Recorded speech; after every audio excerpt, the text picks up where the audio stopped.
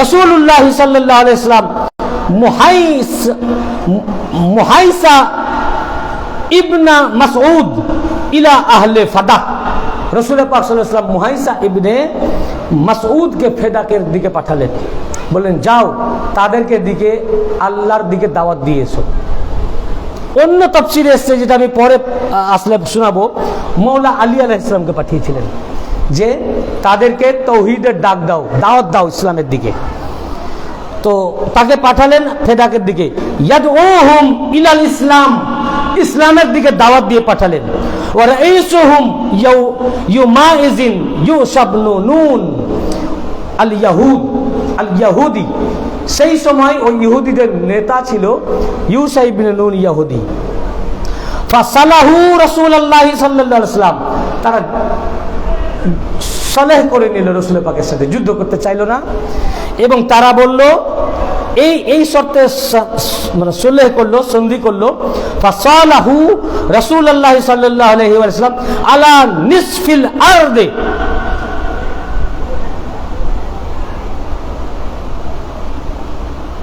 ওই যে ফেদাকের যে জমিন ছিল ওই জমিনের অর্ধেক সম্পদ রাসূল পাককে দিয়ে দিবে, এই শর্তে তারা সন্ধি করলো। রাসূল পাক মেনে নিলেন, বললেন ঠিক আছে বাকি অংশ তোমরা থাকো। এই অর্ধেক অংশ তারা রাসূল পাককে নজর করে দিল, দান করে দিল। ফলে কি হলো, নিসফা ফাদাকান খালিসান লি রাসূলিল্লাহি সাল্লাল্লাহু আলাইহি ওয়াসাল্লাম, অতএব এই অর্ধেক ফাদাকের অর্ধেক অংশ খাস ভাবে রাসূল পাক সাল্লাল্লাহু আলাইহি ওয়াসাল্লামের অংশ হয়ে গেল। এবং মুসলিম শরীফের সারা নববী শরহে সহিহ মুসলিম এর দ্বিতীয় খণ্ডের 92 পৃষ্ঠায় এই ফাদাকের ব্যাপারে উল্লেখ করা হয়েছে। ফাকাযালিকা নিসফু আরদিন ফাদাক সালাহা আহলুহা বাদা ফাতাহা খাইবার আলা নিসফি আরদিহা ওয়া কানা খালিসাতাল লাহু ওয়া কাযালিকা সালাসা আরদিন ওয়াদিয়িল কুরা ওয়া কাযালিকা।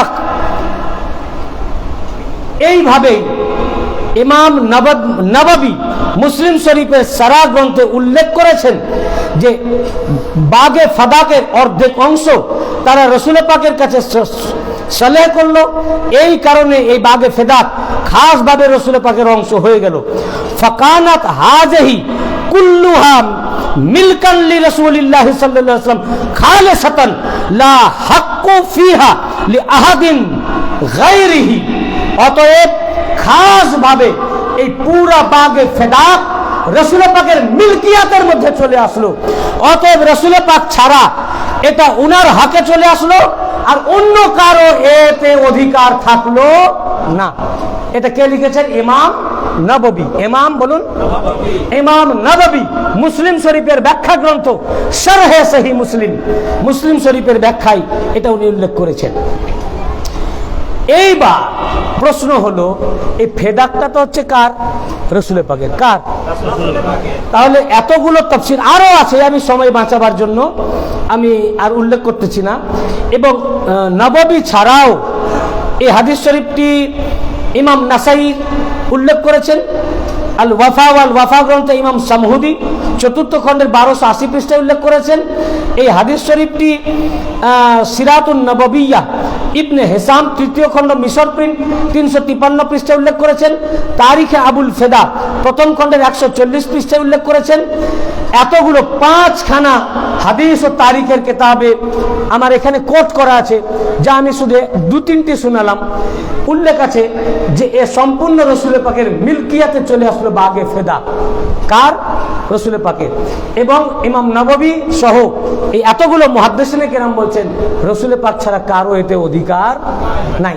এবং কোরআন পাকে আল্লাহ তাআলা বললেন যে এটাতে তোমাদের কোনো অধিকার নাই। এখন এই বাগে ফাদা রাসূল পাকের কাছে কি করে এলো? এই খাতুনে জান্নাত পাকের কাছে কি করে এলো? রাসূল পাকের কাছে কি করে এলো? এটা তো আমরা পেলাম নাকি? এটা তো আমরা পেলাম, কিন্তু ফাদাক কি করে খাতুনে জান্নাত পাকের কাছে এলো? এবারে শুনুন, যখন আল্লাহ পাক এই আয়াত পাক নাজিল করলেন, এই যেটা আমি আগে পরে আপনাদেরকে শোনালাম, মা আফা আল্লাহ এদের এবং ইবনে সাবিল এবং যারা মুসাফির তাদের, তখন আল্লাহ রসুল করলেন কি, ওই বানি নাজিরের সম্পদ, বানু কোরাইজার সম্পদ, এগুলো থেকে উনি ওই মিসকিনকে, ইয়েতিমকে দিলেন। প্রথমেই খাতুনে জান্নাত পাককে দেন নাই। এমনিতেই হুজুর জানেন যে রসুল পাকের দিকে এরা আঙুল তুলতেছে, তো বলবেন নিজের মেয়েকে সব দিয়ে দিচ্ছেন। তো যখন ইয়েতিমকে, মিসকিনকে দিলেন, তখন আল্লাহ তাআলা আয়াত নাজিল করলেন, সূরা বনি ইসরাইল। এই আয়াত পাকগুলি মোল্লাগুলো দেখতে পাই না। বনি ইসরাইল 15 পারা, আয়াত নাম্বার 26। কত? আল্লাহ তাআলা হুকুম করলেন, ওয়া আতিজাল কুরবা হাক্কাহু। ইয়া রাসূলুল্লাহ, আপনি আপনার কুরবা খাতুনে জান্নাত পাককে তার হক দিয়ে দেন। ডাইরেক্ট খাতুনে তার পাকের উপরে আয়াতে কারিমা আল্লাহ নাজিল করলেন, সরাসরি খাতুনে তার পাকের উপরে আয়াত পাক নাজিল করলেন, ওয়া আতিজাল কুরবা হাক্কাহু। হে আমার হাবিব, কুরবাকে, কুরবা মাবাদ্দাত ফিল কুরবা, সূরা গতকালকে আমরা উল্লেখ করেছি না, যে লা আসআলুকুম আলাইহি আজরান ইল্লাল মাবাদ্দাত ফিল কুরবা। এই কুরবা ওয়াহিদ মুআন্নাস ইসমে তাফজিল না, ওয়াহিদ মুআন্নাস ইসমে তাফজিল, মানে এক বচন, সুপারলেটিভ ডিগ্রি, এবং একজন মহিলা। সুপারলেটিভ ডিগ্রি একজন মহিলা, তার মানে আপনি সবচেয়ে প্রিয়, আপনার সবচেয়ে নিকটতম একজন মহিলা, অর্থাৎ ফাতেমা। এই কুরবার মানে আতিজাল কুরবা হাক্কাহু। আগের আয়াতে আমি কুরবা বলেছি, আগে আমি যে আয়াতে কারিমা নাজিল করেছিলাম, আল্লাহ তাআলা ইরশাদ ফরমাচ্ছেন যে আগে যে আমি আয়াতে কারিমা নাজিল করেছিলাম তাতে বলেছিলাম ওয়া আলিল কুরা ফালিল্লাহ, প্রথমে আল্লাহর, ওয়ালির রাসূল, রাসূল পাকের, ওয়ালিজিল কুরবা এবং আহলে বাইত পাকের, খাতুনে জান্নাত পাকের, তারপরে ইয়াতীমের, তারপরে মিসকিনের, তারপরে মুসাফিরের। আল্লাহ তাআলা এই বনি ইসরাইলের 26 নম্বর আয়াত নাজিল করে বললেন, এবারে সরাসরি ওয়া আতিজাল কুরবা, হে ইয়া নবী পাক, আপনি সর্বপ্রথম আপনার নিকটাত্মীয়কে তার হক দিয়ে দেন। বা আতিজাল কুরবা হাক্কাহু, আতিজাল কুরবা হাক্কাহু, আপনার আহলে বাইত পাকের যে হক, উনাকে বুঝিয়ে দেন আগে, তারপর ওয়াল মাসাকিন, তারপর মিসকিনকে দেন, ওয়াল মিসকিন, মিসকিনকে দেন, তারপর ওয়াবনাস সাবিল, তারপর আপনি মুসাফিরকে দেন। আগে আপনার আহলে বাইতকে দেন, খাতুনে জান্নাত পাককে দেন, কুরবাকে দেন। এখন এত আমি তরজমা করেছি, এর তাফসীর দেখুন। এই আয়াতের তাফসীরে ইমাম তাবারি, জারির আত-তাবারি, তাফসীরে তাবারি 14তম খণ্ডের 563 পৃষ্ঠায় উল্লেখ করেছে। কোন মুল্লা তো বলতে পারে যে না, কুরবা মানে উনি নয়, আহলে বাইত নয়, আমরা মুল্লারাই কুরবা বললেই তো হলো, বুঝেছেন না? তার একটা বললেই যা বলবে, আর আমরা শ্রোতা চাচ্ছি হ্যাঁ ঠিক ঠিক ঠিক, ঠিক কিনা, না তো ঠিক ঠিক ঠিক, বুঝতে পেরেছেন না? সবই তো আমরা শুরু ঠিক, আমরা নিজেরা যাচাই বাছাই করে কিছু দেখি না। এই আয়াতের তাফসীরে ইমাম জারির আত-তাবারি, তাফসীরে তাবারি 14তম খণ্ডের 563 পৃষ্ঠা মিশর প্রিন্ট, এবং আল্লামা সিউতি তাফসীরে দুররুল মানসুর 9ম খণ্ডের 316 পৃষ্ঠায় উল্লেখ করেছেন। এবং এই হাদিসের রাবি খোদ জাইনুল আবেদিন আলাইহিস সালাম, আহলে বাইত পাক, আহলে বাইত পাক, তিনি উল্লেখ করেছেন আনিল সুদ্দি আন আবিদ দাইম ক্বালা ক্বালা আলী ইবনুল হুসাইন, আলী ইবনে হুসাইন মানে জাইনুল আবেদিন আলাইহিস সালাম, তিনি বললেন লি রাজুল, এক ব্যক্তিকে, মিন আহলি শাম, সিরিয়াবাসী, মুয়াবিয়ার লোক, বুঝেছেন না? তো মুয়াবিয়ার ফলোয়ার্স, সেই ব্যক্তিকে জাইনুল আবেদিন আলাইহিস সালাম বললেন, আকারাতাল কোরআন, তুমি কি কোরআন পড়েছো? ক্বালা নাম, সেই মুয়াবিয়াওয়ালা বলল যে হ্যাঁ।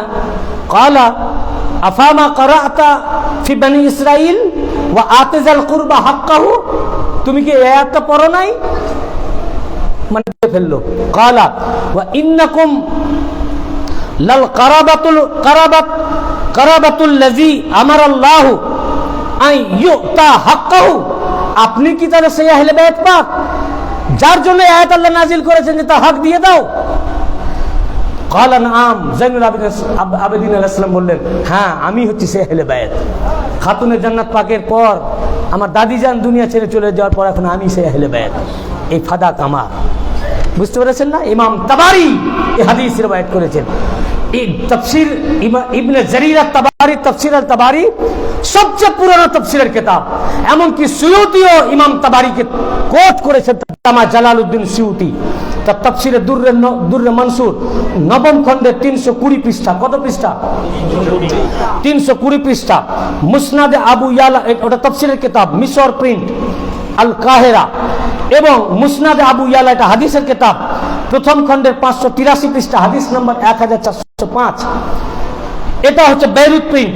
এবং মুসনাদে বাজ্জার দ্বিতীয় হাদিস নম্বর 2223।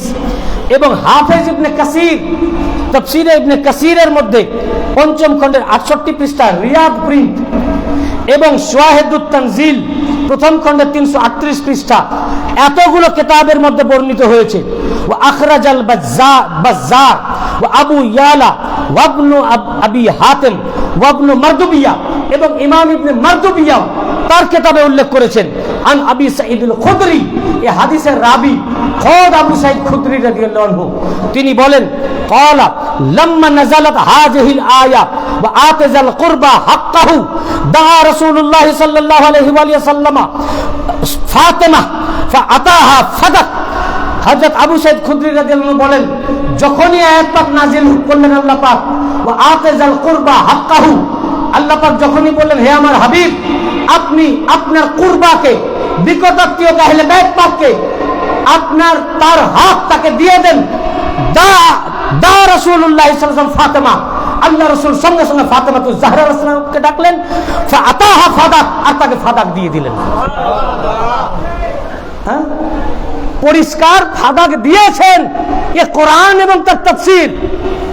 আর উনি বলতেছেন যে আপনি দলিল নিয়ে আসেন যে আপনাকে ফাদাক দেওয়া হয়েছে। আপনি কোরআন পড়েন নাই? সাক্ষী নিয়ে আসেন, কোরআন পড়েন নাই? তাদের তো কোরআন সব মুখস্থ ছিল, হাফেজে কোরআন। ফের এই আয়াতের তাফসীরে আল্লামা জালালউদ্দিন সুয়ুতি তাফসীরে দুররে মনসুরের নবম খণ্ডে 320 থেকে 21 পৃষ্ঠা। কেউ যদি আলেম এখানে উপস্থিত থাকেন, কেউ ভাবতে পারেন যে আপনি বলেই চলে যাচ্ছেন কিতাবের নাম, তা আমরা তো দেখতে পাচ্ছি না। আপনাদের জন্য আমি ইন্ডিয়া থেকেই এই হাদিসের পেজ, যে আপনার ল্যাপটপের মধ্যে যা এখানে আমার ল্যাপটপে মূল কিতাব রয়েছে, সেই পেজগুলো ডাউনলোড করে আমি স্ক্রিনশট নয় ঠিক, ডাউনলোড করে এই পেজগুলো আমি প্রিন্ট আউট করে নিয়ে এসেছি।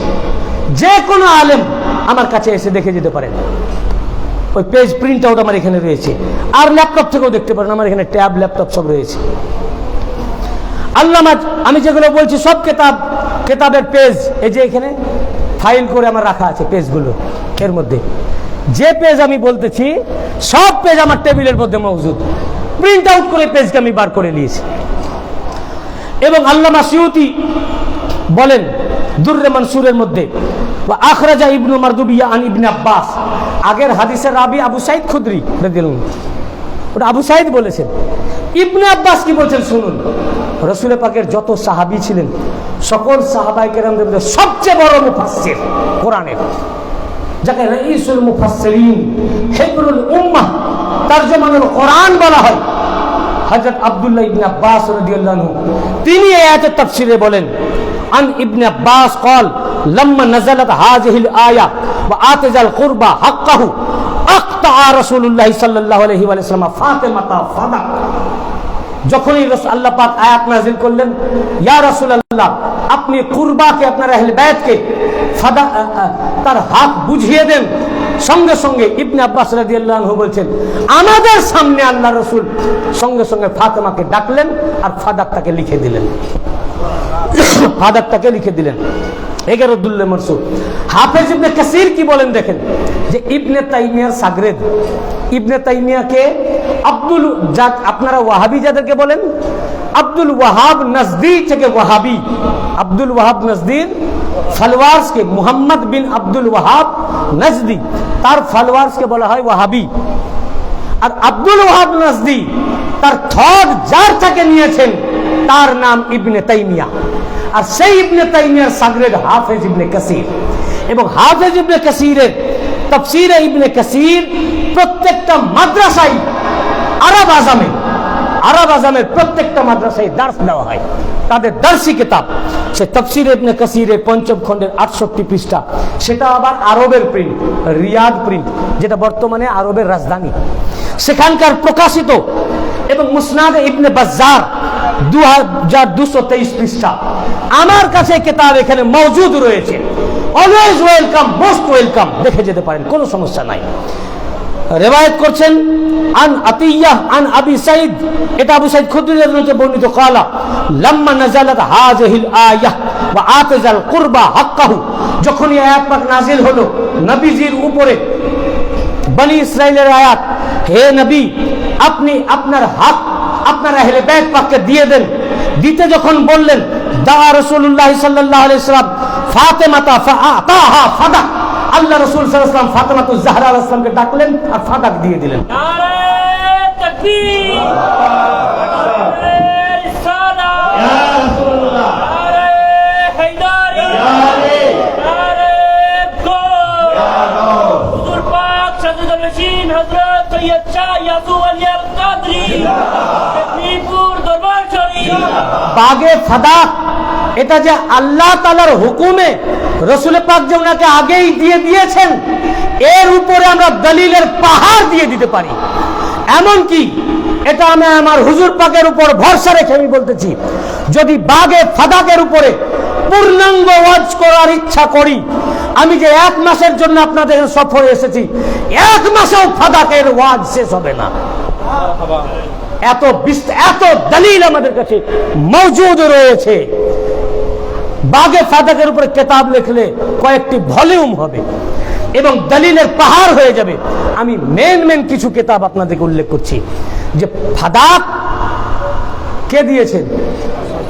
না, আল্লাহ আল্লাহ দিয়েছেন। রাসূল পাককে বলছেন দেন। এই বাগে ফাদাক রাসূল পাকের দেওয়া না, বাগে ফাদাক আল্লাহ তাআলার দেওয়া।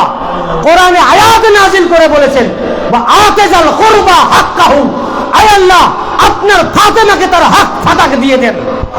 তখন আল্লাহ রাসূল দিয়েছেন, তখন আল্লাহ রাসূল দিয়েছেন। এর আগে আয়াত নাযিল করেছিলেন, বলেছেন কুরবা, যে এই মালে, তখন বলেছেন এই মালে অধিকার কার কার আছে, কার কার আছে? এই মালে অধিকার আল্লাহর আছে, আল্লাহ রসুলের আছে, তারপরে আহলে বাইত পাকের আছে, কুরবা ফাতেমার আছে আলাইহিস সালাম। এই অধিকারের কথা বলেছেন, তখনই নবী পাক দিতে পারতেন। তখন আল্লাহ দিতে বলেননি, অধিকার ইনাদের আছে। তখন আল্লাহর রসুল দিলে তো রসুলে পাকের দেওয়া হতো। তখন রসুলে পাক যদি দিতেন, তো যেহেতু এটা আল্লাহর বিধান, তো দেওয়া করালেন কে? সবাই বলেন ফাদাক দেওয়া করালেন কে? সবাই বলেন কে দেওয়া করালেন? আল্লাহ দেওয়ালেন। তো ফাদাকটা কার দেওয়া? আল্লাহ তাআলা দিয়েছেন, আল্লাহ রাসূলের হাত দিয়ে ফাদাক ফাতেমাতুজ জাহরাকে দিয়েছেন। অতএব ফাদাকের মালিক কে? না, আল্লাহ তো দিয়ে দিলেন। হ্যাঁ, ফাদাকের মাঝে আমি অনেক সময় সার্চ করতে গিয়ে সেদিন দেখলাম তাফসীর আল বাগাবী ইন্ডিয়া থেকে উর্দু প্রকাশন করে দিয়েছে। ইন্ডিয়া কি পাকিস্তান আমি খেয়াল দেখি নাই ভালো করে, ওটা কার প্রকাশনী, পাকিস্তানও হতে পারে। উর্দু প্রকাশনী করে দিয়েছে, ওটা আমি ডাউনলোড করেও নিয়েছি। আমার কাছে আরবি আছে, পরে করে নিয়েছি। ৩য় খণ্ডের ৩৪৫ পৃষ্ঠা তাফসীর আল বাগাবী, এর মধ্যে উল্লেখ করেন, ওয়া যাকার আল বাগাবী আন আলী ইবনে হুসাইন জাইনুল আবেদিন আলাইহিস সালাম থেকে, ওয়া কাজা আখরাজা ইবনে আবি হাতেম, এবং ইবনে আবি হাতেম ওটা তাখরিজ করেছেন তার কিতাবে, আনিল সুদ্দি থেকে, ও আখরাজাত তাবরানী, এবং ইমাম তাবরানী তার মুজামুল আওসাতের মধ্যে উল্লেখ করেছেন, ওয়া গায়রহু, ও আরো অনেকে উল্লেখ করেছেন। কাজী সানাউল্লাহ পানিপতি তার ৫ম খণ্ডে ২৮১ পৃষ্ঠায় উল্লেখ করছেন কে কে বর্ণনা করেছেন। এই হাদিস ইবনে আবি হাতেম বর্ণনা করেছেন সুদ্দি থেকে, ইমাম তাবরানী উল্লেখ করেছেন, এবং আরো অন্যান্য মুহাদ্দিস ও মুফাসসিরিন কেরাম উল্লেখ করেছেন। আন আবি সাইদুল খুদরি, তিনারা আবু সাইদ খুদরি থেকে উল্লেখ করেছেন, ক্বালা লাম্মা নাযালাত ওয়া আতাজাল কুরবা হাক্কাহু, যখনই এই আয়াত পাক নাযিল হলো, ইয়া রাসূলুল্লাহ আপনার কুরবা আহলে বাইত পাককে তার হক দিয়ে দেন। দা রাসূলুল্লাহ সাল্লাল্লাহু আলাইহি ওয়া সাল্লাম ফাতেমা ফাআতাহা ফাদাক, যখনই এটা বললেন, আল্লাহ রসুল ফাতেমাতুজ জাহরাকে ডাকলেন আলাইহিস সালাম, আর তাকে ফাদাক দিয়ে দিলেন। আর কোন মুফাসসির বাকি থাকলো যে এই আয়াতকে তুমি অন্যদিকে ঘুরাবে? কে আর বাকি থাকলো? এবং ওয়া রাওয়া ইবনে মারদুবিয়া আন ইবনে আব্বাস মিসলুহু, এবং কাজী সানাউল্লাহ পানিপতি বলেন ইবনে মারদুবিয়া একই কথা উল্লেখ করেছেন হযরত ইবনে আব্বাস রাদিয়াল্লাহু আনহু থেকে। ফের এই আয়াতের তাফসীরে ইমাম কুরতুবী আল জামিউ লি আহকামিল কুরআন, যেটা আমরা তাফসীরে কুরতুবী বলি, এটা বেইরুত লেবানন প্রিন্ট 13তম খণ্ডে 64 পৃষ্ঠায় উল্লেখ করেছেন ফাদাক আর কারো নয়, ফাতেমাতুজ জাহরা। কার? আলাইহিস সালাম। উল্লেখ করেন ক্বালা আলী ইবনে হুসাইন, এটাও ইমাম জাইনুল আবেদিন আলাইহিস সালাম বর্ণনা করেন ফি কওলিহি তাআলা ওয়া আতাজাল কুরবা হাক্কাহু, যখন এই আয়াত পাক নাজিল হলো, আপনি আপনার কুরবাকে তার হক দিয়ে দেন। হুম কারাবাতুন নবী, জাইনুল আবেদিন আলাইহিস সালাম বলছেন তারা হচ্ছে আমরাই নবী পাকের কারাবাতদার, আহলে বাইত পাক, আমাদের এই ফাদাকে হক। অতএব উমিরা বিইতাইহিম হাকুকাহুম মিন বাইতিল মাল আইয়ুম মিন সাহমি জাবিল কুরবা মিনাল গাজবে ওয়াল গনিমা। অতএব উনি বলছেন এই ফাই থেকে যে মাল এসছে, এই বাগে ফাদাক, এই হক সমূহ আমাদেরকে, আমরা আহলে বাইত, আমাদেরকে দিয়ে দেওয়ার হুকুম করা হয়েছে। এগুলো আর অন্য কারো হক নাই, এটা আর কারো হক নাই। এখন আল্লাহ তাআলা বললেন, আয়াত পাক নাজিল করলেন ওয়া আতিজাল কুরবা হাক্কাহু, তার আহলে বাইত পাককে তার হক দিয়ে দেন। এটা যে আর কোন কোন কিতাবে আছে আমি তার এবারত শোনাচ্ছি না, শুধু কিতাবগুলোর নাম বলি যে এটা ফাতেমা ও আতেজাল কুরবা হাক্কাহু, যখন খাতুনে বলেন এই আপনি আপনার কুরবাকে নিকটাত্মীয়কে হক দিয়ে দেন, তো দা রাসূলুল্লাহ ফাতেমাতুজ জাহরা আলাইহিস সালাম ফাতেমা আলাইহিস সালামকে ডাকলেন ও আতাহা ফাদাক, এবং তাকে ফাদাক দিয়ে দিলেন। এই তাফসীর কোন কোন কিতাবে আমার কাছে, এর চেয়েও যার বেশি কিতাব নাই তা বলা যায় না, আমি এখনো পর্যন্ত 19 খানা কিতাব থেকে পেয়েছি। কয়খানা? 19 খানা আমার কাছে এখানে মজুদ রয়েছে, কোট রয়েছে। এখন পরবর্তীতে আবার রিসার্চ করতে গিয়ে আরো কিতাবে পেতে পারি। 19 খানা কিতাব কি কি? আল্লামা সুয়ুতী তাফসীরে দুররে মানসুরের 4th খণ্ডে 77 পৃষ্ঠা। আচ্ছা, পৃষ্ঠাটা আগে বলে দিয়েছি, সময় বাঁচাবার জন্য পৃষ্ঠার বলছি না, শুধু কিতাবের নাম।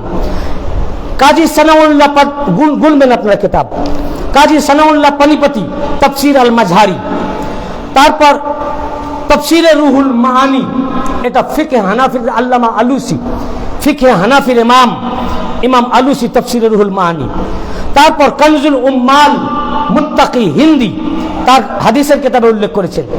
ইয়া নবিউল মাওয়াদ্দাহ মুফতি আজম কুস্তুনতুনিয়াহ হানাফি সুন্নি, তিনি তার কিতাব ইয়া নবিউল মাওয়াদ্দার মধ্যে উল্লেখ করেছেন। হাফেজ ইবনে কাসির তাফসীর ইবনে কাসিরে উল্লেখ করেছেন। এরপর ইমাম বাগাবী তাফসীর আল বাগাবীতে উল্লেখ করেছেন।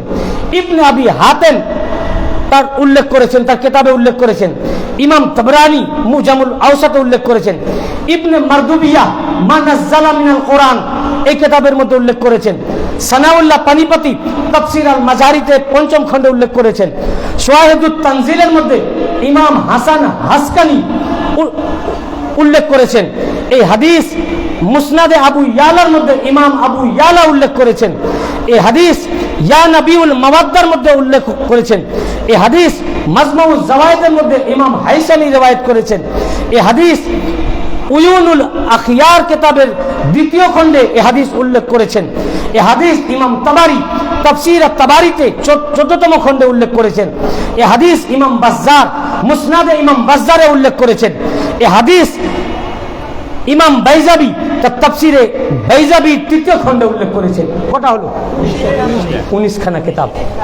এতগুলো কিতাবের মধ্যে এই তাফসীরে ওয়া আতিজাল কুরবা হাক্কাহু, হক আপনি দিয়ে দেন আপনার কুরবাকে। তখন রাসূল পাক সাল্লাল্লাহু আলাইহি ওয়াসাল্লাম মাওলা আলী আলাইহিস সালাম ফাতেমা আলাইহিস সালামকে ডাকলেন এবং তার হক দিয়ে দিলেন। এখন তার মধ্যে 2-1টা কিতাব আমি আপনাদের দেখাই, আপনারাও দেখতে পারবেন। এই যে ইমাম তাবারানির কিতাব বললাম, এইটা হচ্ছে মুজামুল আওসাত, তার ফ্রন্ট পেজ। এখানে লেখা আছে আরবিতে মুজামুল আওসাত ইমাম, নিচে লেখা আছে মুসান্নিফ। তোমরা ক্যামেরাতে নাও যাতে মোল্লা মৌলবীরা ভালোভাবে কিতাবটা দেখতে পারে। ইমাম তাবরানির হাদিসের কিতাব, এই কিতাবের মধ্যে এটার ভলিউম 5 পৃষ্ঠা 288, তার এই পৃষ্ঠা হচ্ছে এর আরবি, আমি মার্কার কালি দিয়ে মার্ক করেছি।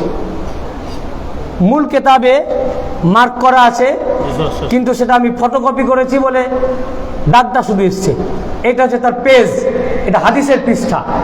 আচ্ছা, এটা হলো খাতুনে জান্নাত পাককে যে দেওয়া হয়েছে। আবার এই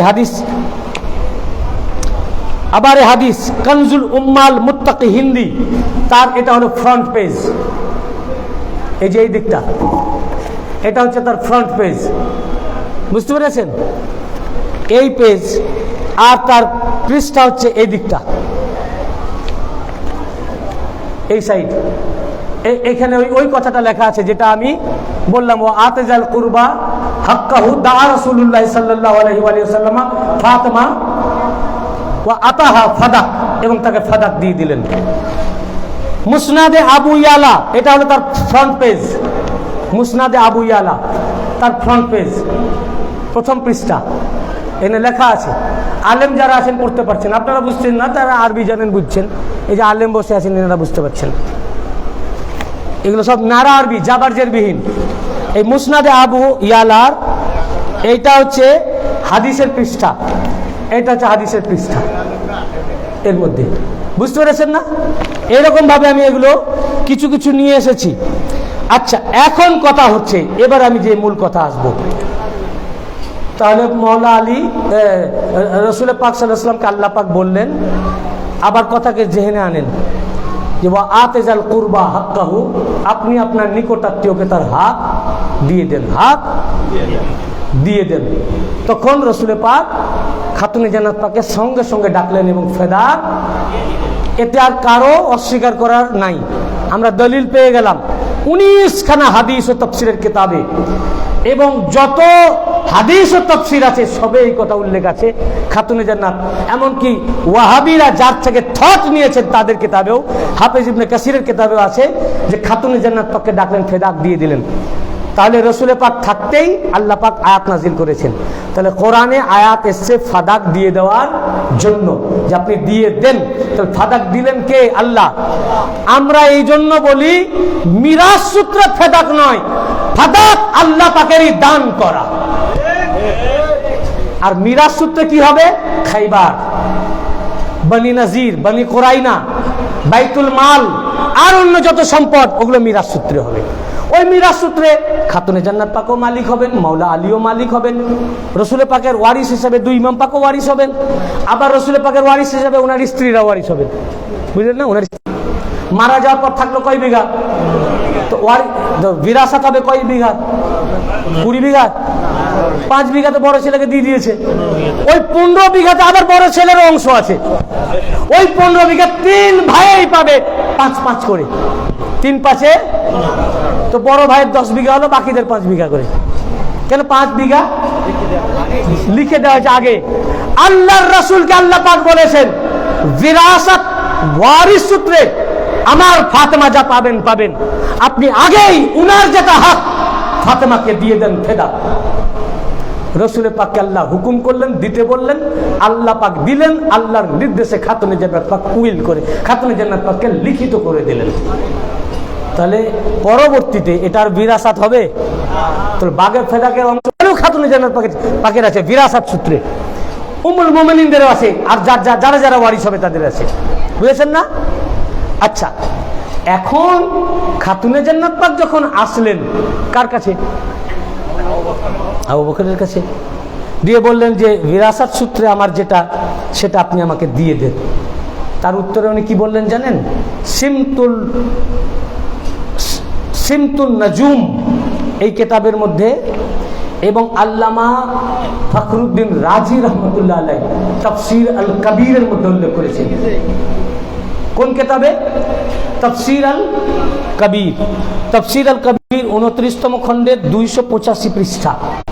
এবং উনি চাইলেন, তো হযরত আবু বকর বললেন যে আপনি আমার কাছে, উনি উত্তর দিচ্ছেন, লাকিন্নি লা আ'রাফু সিহাতু কওলিক। খাতুনে জান্নাত পাক যখন বললেন ফেদাক যে আমাকে নবী দিয়ে গেছেন, তো হযরত আবু বকর বলছেন, এটা কি করে বুঝবো যে আপনি সত্য বলছেন? বুঝতে পেরেছেন? ইমাম ফখরুদ্দিন রাজি রহমাতুল্লাহ আলাইহি তার তাফসীর আল কবিরে কথা উল্লেখ করছেন। উনি বলছেন লাকিন্নি লা, এ কথা যদি উম্মত বলে কি হবে ভাই? ঈমান থাকবে?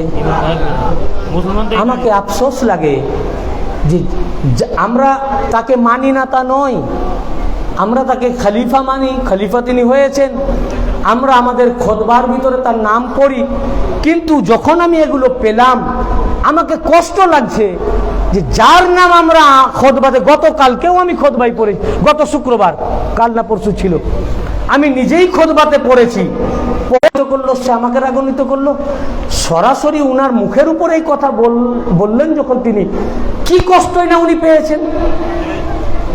আমার মাথায় ঢুকে না ভাই যে কি করে উনি কথা বললেন। এখন আমার আলেমদের কাছে প্রশ্ন, ভাই আপনারাই এটা বিবেচনা করেন এবং আমাকে বুঝিয়ে দেন যে এখন তাদের কি পজিশন, হযরত আবু বকর, ওমর, ওনাদের অবস্থানটা কি, এনারা কেন বলেছেন? এটা তো আমি ছোট মানুষ, আপনাদের তুলনায় আমার ইলম কম, আমার বয়স কম, আমার মাথায় তো এই কথা ভাই ঢুকতেছে না। আপনারা বড় বড় আলেম, এগুলো আপনাদের মাথায় ঢুকবে, পারলে আপনারা ঢুকিয়ে দেন যে আল্লাহ, বুঝতে পেরেছেন না? এটা ইমাম রাজি বলতেছেন। তখন হযরতে খাতুনে তাহার পাক দুইজন সাক্ষী উপস্থাপন করলেন, একজন উম্মে আইমান, আরেকজন মাওলা আলী রাসূলুল্লাহ সাল্লাল্লাহু আলাইহি ওয়াসাল্লাম, আরেকজন রাসূল পাকের এক গোলামকে। অন্য ইবারতে এসেছে উম্মে আইমান এবং মাওলা আলীকে, দুইজনকে হাজির করলেন সাক্ষী হিসাবে। তো যখন ইমাম হাসান এবং ইমাম হুসাইন আলাইহিস সালাম, ইনারা দুজনের সাক্ষী, যখন ইমাম পাকদেরকে নিয়ে আসলেন তখন তিনি বললেন ইনারা তখনও বালেগ হন না, ইনারা বাচ্চা, ইনার সাক্ষী গ্রহণ হবে না। কি জুলুম! খাতুনে জান্নাত পাক সেখান থেকে ফিরে আসলেন এবং বুখারী শরীফের আলফাজ যে কিছুই খাতুনে জান্নাত পাককে দেওয়া হলো না। এবং শুনুন আরো মারাত্মক কথা, শুধু এখানেই শেষ নয়, এখানেই শেষ নয়, যখন চাইলেন মৌলা আলী আলাইহিস সালাম, লাস্টে খাতুনে জান্নাত পাককে যখন দিলেন না, তখন লাস্ট মৌলা পাকও গেলেন। কে গেলেন? মৌলা আলী। 39 পৃষ্ঠা উল্লেখ করেছেন। এদের মুসনাদে ফাতেমার চেহারা একবার দেখেলেন, আমি মূল কিতাব থেকে বলছি, এটা আমার ডায়েরিতে নোট করা হয়নি, এটা মুসনাদে ফাতেমার পেজ, আর হাদিস শরীফটি আছে এই পৃষ্ঠায়। এই যে এই মার্কার কালি দেওয়া আছে, এই আমার আঙুল দেওয়া আছে, এই হাদিসে পাক, হাদিস পাকটি শুনুন, খুব মারাত্মক হাদিস। আন আবি জাফর ক্বালা জাআত ফাতিমা ইলা আবি বকর, এবং তাদের সাথে মাওলা আলীউল মুর্তজা আলাইহিস সালাম গেলেন। তারা যখন গেলেন, ক্বালা আবু বকর তাদেরকে বললেন, যখন চাইলেন মিরাস, চাইলেন যে বিরাসত সূত্র অন্তত যেটা পাবো সেটাও দেন, ওয়ারিস সূত্রে। তখন হযরত আবু বকর বলেন, ক্বালা রাসূলুল্লাহ সাল্লাল্লাহু আলাইহি ওয়াসাল্লাম লা নুরাসু মা তারাকনা সাদকা, বলে আল্লাহ রাসূল নাকি বলেছেন আমরা যা সাক্ষী তলব করছেন, তা আরো কয়েকটা শাহাদাত আনেন যে আপনাকে যে নবী পাক বলেছেন, এর প্রমাণ কি? আমরা যদি শাহাদাত তলব করি যে নবীর কাছ থেকে আপনি শুনেছেন, আপনি ছাড়া তার কোনো রাবি নাই, তো নবী পাক কাছে যে আপনি সত্যি শুনেছেন কিনা এর সাক্ষী কি? আল্লাহর নবী পয়গম্বর, তার ওয়ারিস হয়েছিলেন হযরত সুলাইমান আলাইহিস সালাম। ফের সূরা মারইয়াম শোনালেন মাওলা আলী আলাইহিস সালাম, সূরা মারইয়াম আয়াত নাম্বার 6 বলতেছেন, আরে কোরআন কথা বলতেছে। মাওলা আলী বললেন, এটা আপনার মুখ থেকে বার করেছেন, এটা আপনি বলতেছেন ইয়া খবরে ওয়াহিদ, একই খবরে রিওয়ায়াত করেছেন। বুঝতে পেরেছেন না? হ্যাঁ, তাহলে কি হলো? মেনে নিলেন না তারা? তা তো মানতে বাধ্য হলেন, মানতে বাধ্য হলেন, কিন্তু ফাদাক দিবেন না। দিয়ে দিই, এটা আমি পেয়েছি কোন কিতাবে? সিরাত। এটা হাদিসের কোনো কিতাব না, এটা তারিখের কিতাব, সিরাতে হালাবিয়া, দারুল মারেফা, বাইরুত প্রিন্ট, 3য় খণ্ডের 300খানা কিতাবের মধ্যে এসছে যে হযরত আবু বকর লাস্টে চাইলেন যে না, এটা আমার অন্যায় হচ্ছে, আমি দিয়ে দিই। হাদিস পাকের লফজ আন্নাহু কাতাবা লাহা বেফাদাক, তিনি ফাদাকটা উনি লিখলেন। ওয়া দাখালা আলাইহি উমর, যখন লিখে দিলেন খাতুনে জান্নাত পাকের নামে কাগজে, তো হযরত উমর ওই সময়তে প্রবেশ করলেন। ফাকালা মা হাযা, হযরত উমর জিজ্ঞাসা করলেন এটা কি? ফাকালা, তখন হযরত আবু বকর বললেন কিতাবুন কাতাবতুহু লি ফাতিমা বিমিরাসিহা মিন আবিহা, বলে এটা আমি বুঝতে পেরেছি এটা ওনারই জিনিস, মিরাস সূত্রে উনি যা পেয়েছেন সেটা আমি ওনাকে লিখে দিচ্ছি। কি কি উনি মিরাস সূত্রে পাবেন তা আমি লিখে দিয়েছি। ফাকালা মিম্মা যা তানফাকা আলাল মুসলিমিন ওয়াকাদ হারাবাতকাল আরব কামা তারা, বলেন আপনি এটা ওনাকে লিখে দিচ্ছেন, ফিরিয়ে দিচ্ছেন, তাহলে আরবের লোকরা যে আপনার পিছনে যুদ্ধ করছেন তাদের পিছনে খরচ করবেন কোত্থেকে? অতএব উনার হলেও দেওয়া যাবে না, মানে উনার মাল থেকে সম্পদ হরণ করে দিতে হবে, যে তাদেরকে আপনি খরচ কোত্থেকে দিবেন, এই থেকেই খরচ দিতে হবে, অতএব এটা নিয়ে নিতে হবে। সুম্মা আখাজা উমারুল কিতাব ফাশাক্কাহু, অতঃপর হযরত উমর খাতুনে জান্নাত পাকের কাছ থেকে ওই লেখাটি কেড়ে নিলেন। ফাশাক্কাহু, টুকরা টুকরা করে ছিঁড়ে ফেলে দিলেন। এটা একটা ইবারত এসছে, এবং পরবর্তীকালে হযরতে আবু বকর বুঝতে পেরেছেন। এটা বলে আমি আপনাদের ছেড়ে দেব, আমি শর্টের মধ্যে এনে ফাদাকটাকে মোটামুটি কমপ্লিটই করে দিলাম, মানে আমার কালকে মনে হয় আর বলার প্রয়োজন হবে না, আমি খুব শর্টে টেনে নিয়ে এসেছি। এইটাই আমার 4 ঘন্টা কি 4.5 ঘন্টার ওয়াজ, একটু ডিটেলে আছে, আপনারা ওইটা থেকে শুনবেন, ইউটিউবে পেয়ে যাবেন খুব সুন্দরভাবে। হযরতে আবু বকর যখন ইন্তেকাল করেন তখন উনি বুঝতে পেরেছেন আমি মা ফাতেমার সাথে ঠিক কাজ করিনি, ঠিক মৃত্যুর সময়, এবং আফসোস করেছেন। আরেকটি ওয়াকিয়া এবং ঘটনা, যেটা হচ্ছে যখন রাসূল পাক সাল্লাল্লাহু আলাইহি ওয়াসাল্লাম ভেসালে হক করলেন, ভেসালে হকের পরেই ওই দিন পরে নয়, সাথে সাথে তখনই ওনারা চলে গেলেন বানু সাকিফায়ে সায়েদা। এটার উপরেও আমি যদি বক্তব্য দিই 3-4 ঘন্টার নিচে হবে না। এর উপরে অসংখ্য কিতাব রয়েছে, তার মধ্যে আমি হাদিসের কিতাব থেকে একটি কোট করতেছি। হাদিস মুসান্নাফ ইবনে আবি শাইবা, কিতাবের নাম কি? মুসান্নাফ ইবনে আবি শাইবা। এই ইবনে আবি শাইবা ইমাম বুখারীর উস্তাদ ছিলেন, ইমাম বুখারীরও আগের কিতাব, ইমাম বুখারীরও, এবং ইমাম বুখারীর শিক্ষকের কিতাব, যার কাছে উনি শিখেছেন, টিচার, তার কিতাব তিনি লিখেছেন এ কথা। এবং ইনি ছাড়া এ হাদিস তারিখে ইবনে কাসিরে আছে, আল বিদায়া ওয়ান নিহায়াতে আছে, তারিখে তাবারিতে আছে, তারিখে আবুল ফিদান সাকিফার উপরে, সব আমার টেবিলে আছে, কোথাও যেতে হবে না, আমি তার প্রিন্ট আউট বার করে নিয়ে এসেছি, এখানে আছে। বুঝতে পেরেছেন না? ইবনে কুতাইবা কয়েক পৃষ্ঠা, অনেকগুলো পৃষ্ঠা খরচ করেছেন এই বানু সাকিফা ঘটনার ব্যাপারে। তো আমি শর্টে যে কথাটি বলতে চাই, যে সেখান থেকে গেলেন, গিয়ে কে খলিফা হবে না নির্বাচন করলেন। তো প্রথমে তো আবু বকর হতে চাইছিলেন না, কিন্তু ঝগড়া লেগে গেল, আনসার বলছে আমাদেরও, আর বলছে আমাদের থেকে। তো আবু উবাইদা আনসারদের, ও বললো যে না, আমি হযরত আবু বকরকে খলিফা মনোনীত করলাম, আনসারের নেতা। তো সব আনসার মেনে নিল। তো সেটার আগে হযরত উমর দেখলেন ব্যাপার খারাপ, তখন তো খলিফা আনসারদের মধ্যে যদি হয়ে যায় তাহলে আমাদের কোরাইশদের ভিতরে আমরা নেতৃত্ব পাবো না। তখন ওই ঝগড়ার মাঝেই হযরত উমর বললেন যে ঠিক আছে, আমিও আপনার হাতে বায়াত গ্রহণ করলাম। তো তখন আনসার মুহাজির সবাই বায়াত নিল, ওখানে যারা উপস্থিত ছিল আর কি। বনু সাকিফায়ে সায়েদাতে রসুল পাকের জানাজা মুবারক পড়ে রয়েছে, আর সেটাকে ফেলে রেখে এখন চলছে এই কাজ। 3 দিন জানাজা মুবারক পড়েছিল। যাই হোক, ওইদিকে আমার বিষয় নয়। এইটার ব্যাপারেও হযরতে আবু বকর ভুল স্বীকার করেছেন ইন্তেকালের সময়, যে আমি খুব ভুল অন্যায় করেছি। মুসান্নাফ ইবনে আবি শাইবা এর মধ্যে উল্লেখ করেছেন। আচ্ছা হ্যাঁ, সেই সময়তে যখন ওইভাবে খেলাফত উনি খলিফা হয়ে গেলেন, মসজিদে নববীতে এসে এলান করলেন। এই দিকের মাওলা আলী নিজের ঘরে চুপচাপ বসেছিলেন। উনি ওনার ফ্যামিলির লোকদেরকে নিয়েছিলেন, ওনার সাথে ইবনে আব্বাস ছিলেন, আব্দুল্লাহ ইবনে জুবায়ের ছিলেন, ওনাদের আত্মীয় স্বজন। আব্দুল্লাহ ইবনে জুবায়ের ওনাদের আত্মীয়। তো খাতুনে জান্নাত পাকের ঘরে, এটা একটা খাতুনে জান্নাত পাকের খুব দুঃখের টাইম, এক বাগে ফেদাক নিয়ে নেওয়া হয়েছে, আর এক মাওলা পাকের এটা হক ছিল। ওনারা বসে আছেন।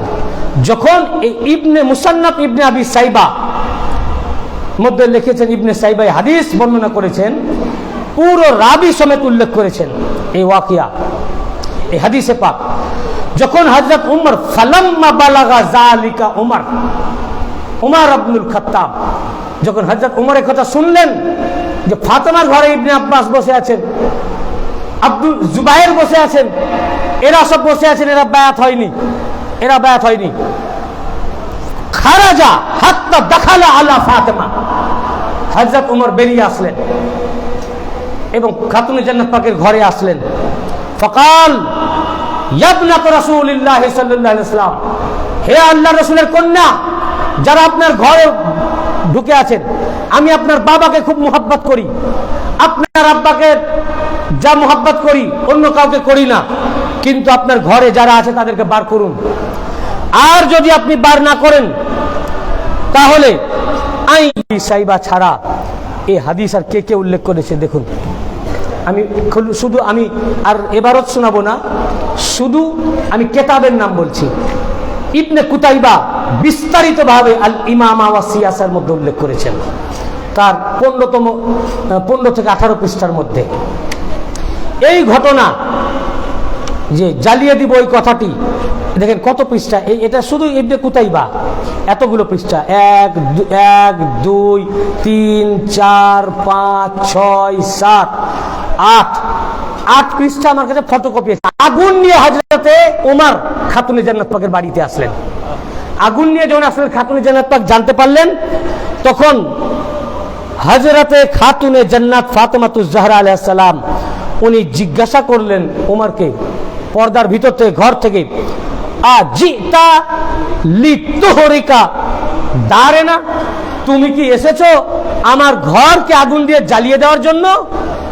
উনি প্রশ্ন করলেন, তুমি আগুন নিয়ে এসেছে, তো তুমি কি এসেছো আগুন দিয়ে আমার ঘরকে জ্বালিয়ে দেওয়ার জন্য? ক্বালা নাম, বললেন যে হ্যাঁ। বলুন কি বলবেন?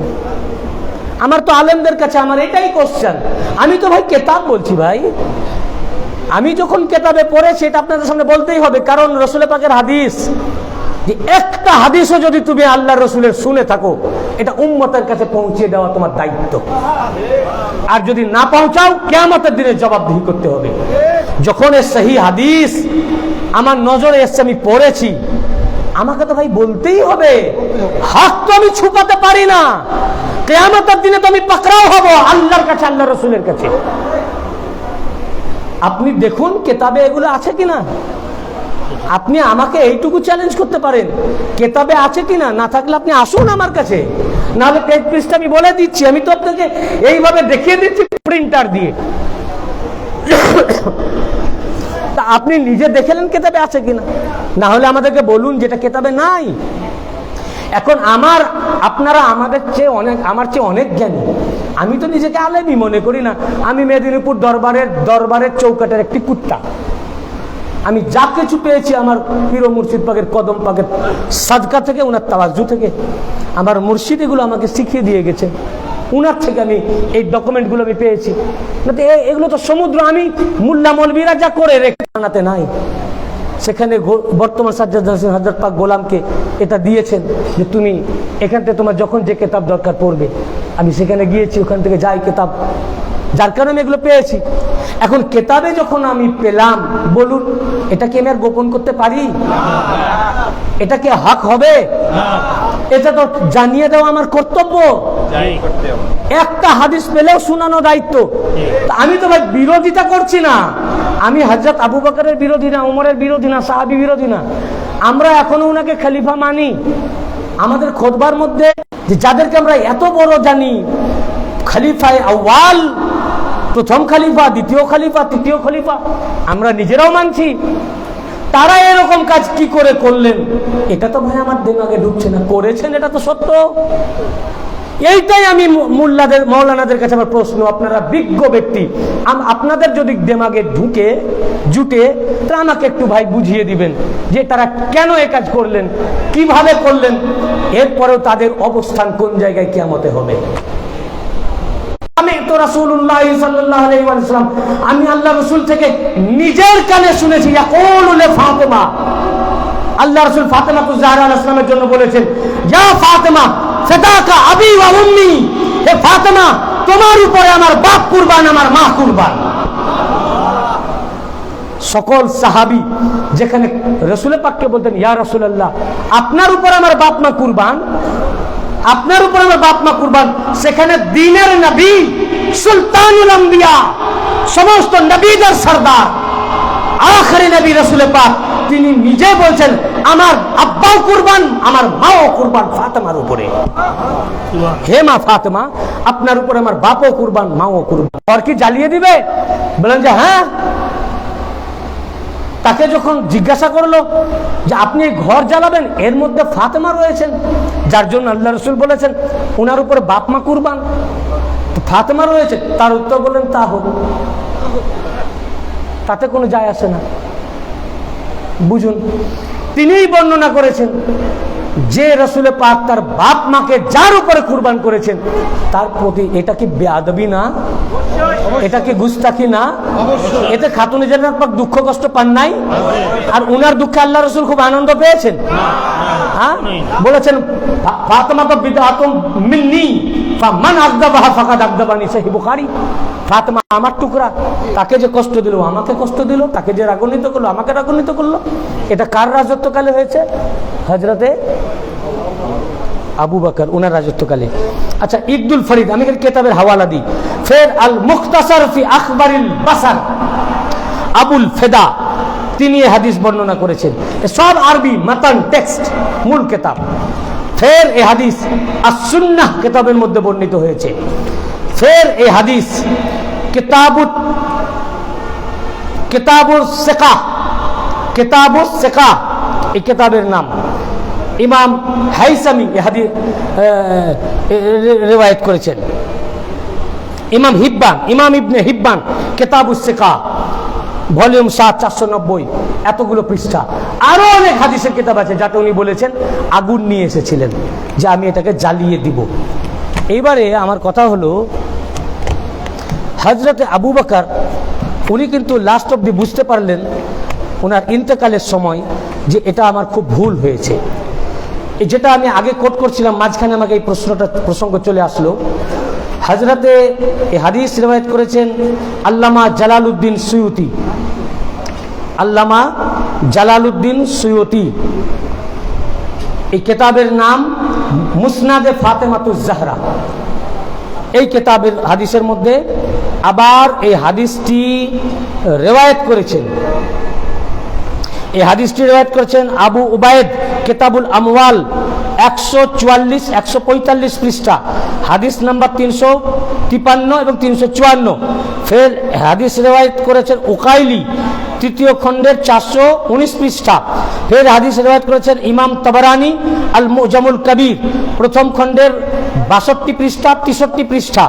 আবার হাদিস রিওয়ায়াত করেছেন আবু নুআইম ইসফাহানি, হিলিয়াতুল আউলিয়া, প্রথম খণ্ডের 34 পৃষ্ঠা।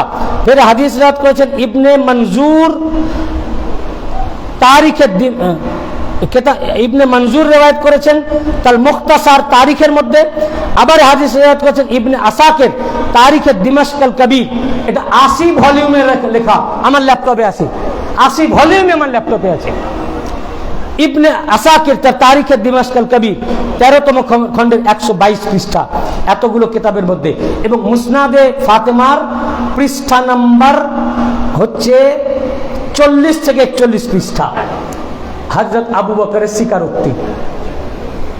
স্বীকারোক্তি, উনি আফসোস করেছেন, মাপ চেয়েছেন, বলেছেন আমি গুনাহ করেছি। দেখুন, শুধু আমরা বলিনি, হাদিস না, হযরত আবু বকর বলছেন। এই হাদিসের রাবি আব্দুর রহমান ইবনে আউফ, শুনে যান, এইটাই আমার লাস্ট, এ কথা আর শুনতে পাবেন না। Important, very very important. ঘুমাবার অনেক রাত রয়েছে, আমার তো ডেইলি বক্তব্য চলছে, তারপরেও আমি 1.5 ঘন্টার বেশি বক্তব্য আমি রাখি না, দেখবেন ইউটিউবে ম্যাক্সিমাম 2 ঘন্টা, কিন্তু এটা ইম্পর্টেন্ট, শোনা দরকার আছে কিনা ভাই? আচ্ছা, রেফারেন্স দিয়ে দিই, হযরত আবু বকর কি বলেন। আমি উপস্থিত ছিলাম সবারই সামনে, সবাই যখন কলেমা পড়ায় না মৃত্যুর সময়, কালমা পড়ো, জাকান্দানি হচ্ছে শরবত দেয়, সেই সময় হযরত আবু বকর বললেন, ইন্নী লা আসা আলা শাইইন ইল্লা আলা সালাসিন ফাআলতুহুন্না ওয়া ওয়াদিতু আন্নী লাম আফআলুহুন্না। বললেন, আমি এমন 3টি কাজ করেছি, এই 3টি কাজ আমি যদি না করতাম, খাতা মানে গুনাহ, আমি এমন 3টি গুনাহ করেছি, যদি এই 3টি গুনাহ না করতাম, কিন্তু করেছি। উনি তাই বলছেন এখানেও, আমি এমন 3টি গুনাহ করেছি, 3টি কাজ করেছি। ইন্নী লা আসা আলা শাইইন ইল্লা আলা সালাসিন ফাআলতুহুন্না, আমি আন্নী ফাআলতুহুন্না, ওই 3টে কাজ যদি আমি করতাম। ওয়া সালাসিন ওয়াদিতু আন্নী সাআলতু রাসূলুল্লাহ সাল্লাল্লাহু আলাইহি ওয়াসাল্লাম, আর ওই 3টি আমি যদি রাসূল পাকের হায়াত পাকে উনার কাছ থেকেই যদি জেনে নিতাম যে 3টা আমি কি করব, তাহলেও আমার জন্য ভালো হতো, কিন্তু আমি 3টি খারাপ কাজ আমি করেছি, আমি গুনাহ করেছি, খাতা করেছি। ওই 3টি কি? আনহুন্না ফাআম্মাল্লাতী ফাআলতুহুন্না, ওই 3টি কাজ হলো এই যা আমি করেছি। উদিত্ত আন্নী লাম আফআলুহা, তার মধ্যে একটি হলো যেটা আমি করেছি, উদিত্ত আন্নী লাম আকুন উকশিফু বাইতি ফাতেমা ওয়া তারাকতুহু, আর ওই 3টি কাজের মধ্যে একটি কাজ হচ্ছে আমি যদি ফাতেমাতুজ জাহরার ঘর না ভাঙতাম, ওটা যদি আমি ছেড়ে দিতাম। 3টি কাজের মধ্যে প্রথম, এবং এর জন্য যারা আমাকে জবরদস্তি করেছিল, আমি আর নাম নিচ্ছি না, আপনারা বুঝেলেন হযরত আবু বকরকে কে জবরদস্তি করেছিল। যারা আমাকে জোর করেছিল ঘরে ভাঙার জন্য, আগুন লাগাবার জন্য, আগুন নিয়ে পাঠাবার জন্য, তাদের কথা যদি আমি না শুনতাম, ওটা যদি ছেড়ে দিতাম, আর তাদের কথা না শোনার জন্য তাদের সাথে যদি যুদ্ধও করতে হতো, আমি যদি সেদিন তাদের সাথে যুদ্ধও করতাম, তাহলে আমার জন্য এটা মঙ্গল হতো, আমার গুনাহ হতো না। বুঝতে পারলেন কার সাথে যুদ্ধের জন্য বলছেন? আকল মাদকেলে ইশারা, বুঝতে, যদি ছেড়ে দিতাম, এইটা হচ্ছে আমার 1 নম্বর গুনাহ, এটা আল্লাহ আমাকে মাফ করবেন না। কিন্তু আজ আর ফাতেমা নাই যে আমি মাফ চাইব, কারণ সহিহ বুখারীর হাদিস যে খাতুনে জান্নাত পাকের ইন্তেকাল পর্যন্ত খাতুনে জান্নাত পাক দেখা করেননি, কথাও বলেননি। এটা বললে যদি আমার উপর রাগ হয়, ভাই আমার উপর রাখবেন কেন? বুখারী তো আপনার আলমারিতে রাখা আছে, হ্যাঁ, আপনার মাদ্রাসার আলমারিতে, আপনি যদি আলেম হন আপনার বাড়ির আলমারিতে একবার বার করে দেখেলেন যে হযরত আবু বকর হাদিসটা উল্লেখ করেছেন কিনা। এবং এটা রাবি উম্মুল মুমিনিন আয়েশা সিদ্দিকা রাদিয়াল্লাহু আনহা উনি নিজেই বলছেন যে নিয়ে আসেন, তো সেটা বললে দোষ, এটা বললে যদি আমার দোষ, ইমাম বুখারীকে বলেন উম্মুল মুমিনিন বলেছিলেন, এই হাদিস আনতে যাওয়ার কি দরকার ছিল? ছেড়ে দিলেন না কেন? ইমাম বুখারী আপনি শিয়া হয়ে গেছেন, তো শিয়া ফতোয়া বুখারীর উপরে আগে দাও। আরে ভাই, তার চেয়ে আগে শিয়া ফতোয়া উম্মুল মুমিনিনের উপরে দাও। হযরত আয়েশা সিদ্দিকা রাদিয়াল্লাহু আনহা এটাকে তো চুপ করে যেতে পারতেন, হাদিসটা ছেড়ে দিতে পারতেন, যে দেখ এই হাদিসে আমি আর যাব না, খামুশ খামুশ, এতে উনার দোষ উল্লেখ হচ্ছে, খামুশ, আমি উল্লেখ করব না। না, উনি সত্য পৌঁছিয়েছেন। কে? কেন? উনি নবীজির স্ত্রী, উম্মাহাতুল মুমিনিন। এই জন্য উনি সত্য খুলে দিয়েছেন। তিনি যেই হন, আব্বা হন আর যে প্রথম খলিফা, দ্বিতীয় খলিফা, উনি যেই হন উম্মুল মুমিনিন, উনি সত্য কথা খুলে দিয়েছেন। যাহা মৃত্যু পর্যন্ত উনি কথা বলেন না এবং মৃত্যু পর্যন্ত নারাজ ছিলেন। কে বলছেন? উম্মুল মুমিনিন আয়েশা সিদ্দিকা রাদিয়াল্লাহু আনহা। তো আমাদের উপরে, আঞ্জুমানে কাদেরিয়ার উপরে, গওস পাকের গোলামের উপরে শিয়া ফতোয়া বাদ দিয়ে আগে উম্মুল মুমিনিনের উপরে দাও, ইমাম বুখারীর উপরে দাও, ইমাম তিরমিজির উপরে দাও, ইমাম মুসলিমের উপরে দাও। দেখি তোমাদের হিম্মত কত। ইমাম নাসাইর উপরে দাও, ইমাম আবু দাউদের উপরে দাও, ইমাম ইবনে মাজার উপরে দাও, ইমাম আবু হানিফার উপরে দাও, ইমাম মালিকের উপরে দাও, ইমাম শাফিঈর উপরে দাও, ইমাম আবু ফেদার উপরে দাও, ইবনে কাসিরের উপরে দাও, ইবনে আসিরের উপরে দাও। এই মুহাদ্দিসিনে কেরাম, মুফাসসিরিনে কেরামের জামাত, পুরা জামাতে হাদিস উল্লেখ করেছেন, পুরা জামাত। তারা তো আমাদেরকে যেমন বলছো, না না এগুলো নিয়ে বলার কি দরকার, ফিতনা হবে। আরে ফিতনা হবে, হেদায়েত হবে। যেগুলো নিয়ে ফিতনা হয় এগুলো না বলাই ভালো। তো বলেছেন তো ওনারা, আমি না বললে তো আরেকজন বই পড়বে। মাদ্রাসায় তো হাজার হাজার লোক ছাত্র পড়তেছে, মাদ্রাসায় তা হাজার হাজার লাখ লাখ ছাত্র তো পড়তেছে। তা আমি না বললে তো গোপন থাকছে না? গোপন কি থাকছে? বরং আমি গোপন রাখলে কিয়ামতের দিনে জবাব দিয়ে করতে, তুমি বুখারীতে পড়েছিলে হাদিস, বলো নাই, মুল্লাদের ভয়ে বলো নাই, আমাকে তো জবাবদিহি করতে হবে। ও ইমাম পাকদের ব্যাপারে যেটা আসবে ওইটা আপনাদেরকে ফিতনা ছড়াবে না। ইমাম পাকদের, আহলে বাইত পাকদের, খাতুনে জান্নাত পাকের ফেভারে যেটা আসবে ওটাই ফিতনা ছড়াবে, ফিতনা, তাই না? তারপর কি বলেন শুনুন, এটা 1 নাম্বার। 2 নাম্বার, ওয়া উদিতু আন্নী ইয়াউমা সাকিফা, ওয়া উদিতু আন্নী ইয়াউমা সাকিফা বানি সায়েদা কুনতু কাযাফতুল আমরা ফি উনুক আহাদির রাজুলাইন আবি উবাইদা ইবনে জুররাহ আও উমার ইবনুল খাত্তাব ফাকানা আমিরান ওয়া কুনতু ওয়াজিরান। বলছেন বানু সাকিফাতে যে 2 জন, হযরত উমর আর আবু উবাইদা, দুজনে যে আমাকে খলিফা বানালেন বানু সাকিফা, ওই সাকিফার দিনে আমি যদি খেলাফতে না আসতাম, যারা আমাকে জোর করে খলিফা বানালো, আমি যদি ওই দুজনের ঘাড়েই চাপিয়ে দিতাম, দুজনের মধ্যে যে কোনো একজনকে, হয় হযরতে ওমর অথবা আবু উবাইদা, তারা বুঝে নিত, আমার ঘাড়ে তো দায় থাকতো না, আমি তাদের উজির হয়ে কাজ করতাম, তাদের আন্ডারে চাকরি করতাম। তো আমি যদি সেই দিন বানু সাকিফায় খলিফা না হতাম, এবং এই হাদিসের সনাদ হাসান, এই সনাদ দেখুন, ইমাম তবরানি বলেছেন হাজা হাদিসুন হাসানুন, এই হাদিসের সনাদ হাসান, ওটা হাদিস গ্রহণযোগ্য। এই যায়িব বলে পালাবার কোনো, তাহলে উনি কি বলছেন? আমি যদি খলিফা না হতাম তাহলে ইন্তেকালের সময় উনি নিজের খেলাফতটা ঠিক নয়, এটাই স্বীকার করছেন। আমি যদি না হতাম, যারা আমাকে বসালো ওই দুজনের মধ্যে যে কোনো একজনের ঘাড়ে চাপাতাম, যে কোনো একজনের, তারা আমির হতো আর আমি তাদের আন্ডারে উজির থাকতাম। আমাকে তো কিয়ামতে জবাব দিতে হতো না, ওরা দুজনে বুঝতো, দুজনের একজন বুঝতো, আমি বেঁচে যেতাম। এটা হচ্ছে 2 নম্বর, যে যদি মানে হযরত আবু বকরের তাওবা, স্বীকারোক্তি মৃত্যুর সময়, যে আমি যদি ফাতেমার ঘর নাম কি 3টির মধ্যে 2টি কি, আমি যদি ফাতেমার ঘর না ভাঙতাম কিন্তু ভেঙেছি, ওটা যদি ছেড়ে দিতাম, ফাতারাকতুহু, ওটা যদি ছেড়ে দিতাম, যদি না ভাঙতাম কিন্তু ভেঙেছি, একদম এইভাবে। এর বাংলা ট্রান্সলেশন হচ্ছে এই, যে আমি যদি তার ঘর না ভাঙতাম কিন্তু ভেঙেছি, ওটাকে যদি ছেড়ে দিতাম।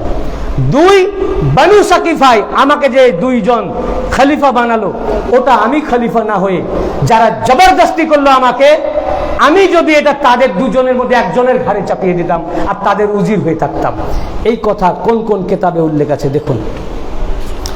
এই কথা এই যে মৃত্যুর সময়, এই যে এটা আলাদা আমার ফাইলই করা আছে, এটা ফাইল করা আছে আলাদা। এই কথা ইবনে কুতাইবা আল ইমামা ওয়া সিয়াসা 30 থেকে 31 পৃষ্ঠায় এই ইবারত উল্লেখ রয়েছে। আবার ইমাম তাবরানী মুজামুল কবিরে এখানে প্রথম খণ্ডের 62 পৃষ্ঠায়, আবার হাদিস নম্বর 43, আবার 101 থেকে 102 পৃষ্ঠায় হাদিস নম্বর 41 ইমাম তাবরানী রিওয়ায়াত করেছেন।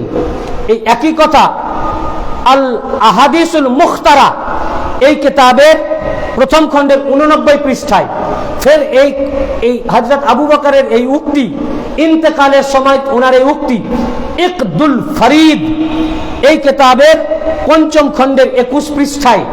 আবার এই কথা মুত্তাকি আলী মুত্তাকি হিন্দি তার সুনানের কিতাব কানজুল উম্মাল এই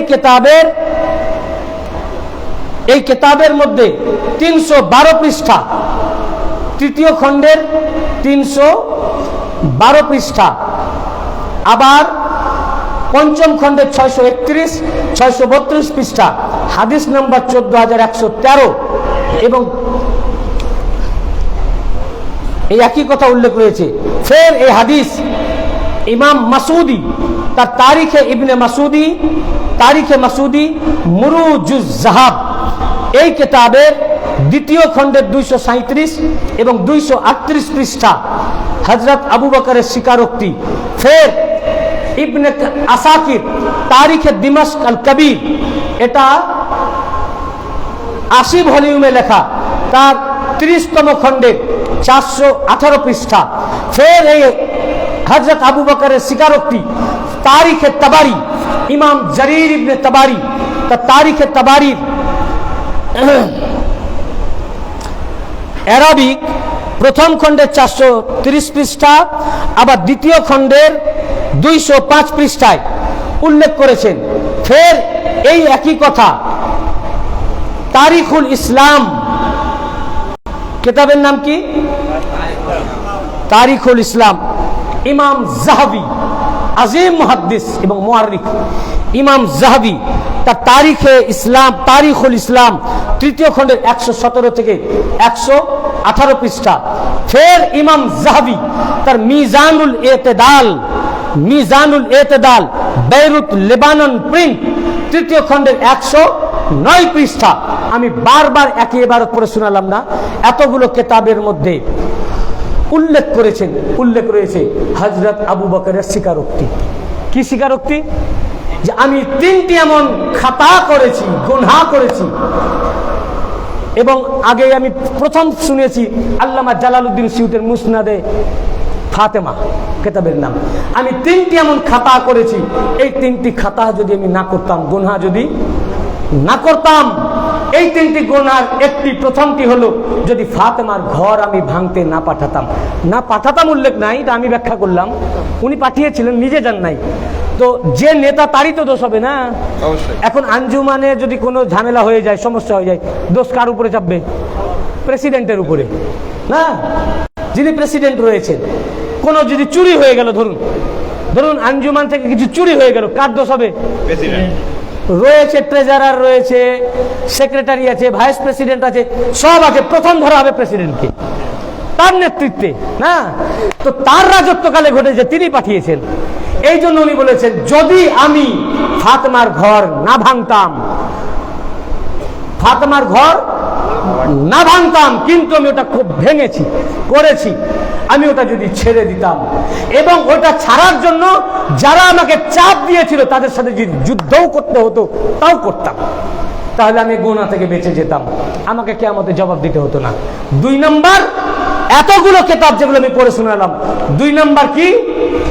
যে বানু সাকিফায় যেটা জোর করে আমার কাঁধে চাপিয়ে দেওয়া হলো, উনি ইন্তেকালের সময় স্বীকার করছেন। ইমাম তাবরানী বলেন হাদিসের সনাদ কি? হাসান। হাদিসের সনাদ হাসান, উত্তম সনাদে এই হাদিস এসেছে, উত্তম সনাদে এই হাদিস এসেছে যে আমাকে জোর করে চাপিয়ে দেওয়া হয়েছে। এটা যদি আমি না নিতাম, বরং যারা চাপালো হযরত উমর অথবা আবু উবাইদা, দুজনের মধ্যে একজনের উপরে যদি দিয়ে দিতাম, তারা আমির হতো, আমি তাদের উজির হয়ে কাজ করতাম। তাহলে আমি বেঁচে যেতাম। তাহলে তিনি ইন্তেকালের সময়ে এই দুই কাজের জন্য আফসোস, কিন্তু মোল্লারা আফসোস করতে চায় না। তারা যে ভুল করতেছে, তারা হচ্ছে হযরত আবু বকরের চেয়েও বড়। তিনি নিজের ভুলটাকে স্বীকার করছেন, আর মোল্লা নিজের ভুল মানতে চান। আরে আমি এত বড় আল্লামা, তো ধর আমার ভুল হবে। আপনি যে চোখে আঙুল দিয়েও দেখিয়ে দেন, বলে ওটাকে ভুল বলে না, ওটা আমি মোল্লা আলেমরা যা করবে ওটা দেখতে হয় না, আমরা ওটা তোমাদেরকে নিষেধ করব, তোমরা করো না, আমরা যা করব ওটা তোমরা দেখবে না। বুঝেছেন না? এই তো আমরা ফাখরে ভুগছি, অহংকারে ভুগছি। ইসলাম এই জন্য তো চলে গেছে মানে মেজরিটি পার্সেন্ট জাহান্নামে চলে গেছে ইসলামের 72টা দল। বুঝতে পেরেছেন না? আজ ইসলাম রসুল পাকের রেসালে হকের পরেই রাস্তা থেকে টার্ন নিয়ে নিয়েছে, মূল রাস্তা থেকে টার্ন নিয়ে নিয়েছে। এই ইসলামকে সোজা করার জন্যই কারবালার দরকার ছিল। ইমাম পাক নিজের জীবন দিয়ে এই বেঁকে যাওয়া ইসলামকে সোজা করলেন, আর সমস্ত আউলিয়া কেরাম এই ইসলামের উপরেই রয়েছে। আর 72 ফিরকার মোল্লা মৌলভী এরা ওই ইয়াজিদি ইসলামে রয়েছে। বুঝতে পেরেছেন না? এই কারণে ওই সংখ্যাটা বেশি, 72 বেশি না এক বেশি? একটা দলে যত আলেম হবে 72 দলে আলেম বেশি হবে না কম? একটা দলে যদি একটা হয় 72 দলে স্ট্যাটিস্টিক্স অনুযায়ী 72। একটা দলে 100টা হলে 72 দলে 7200, একটা দলে 1000 হলে 72 দলে।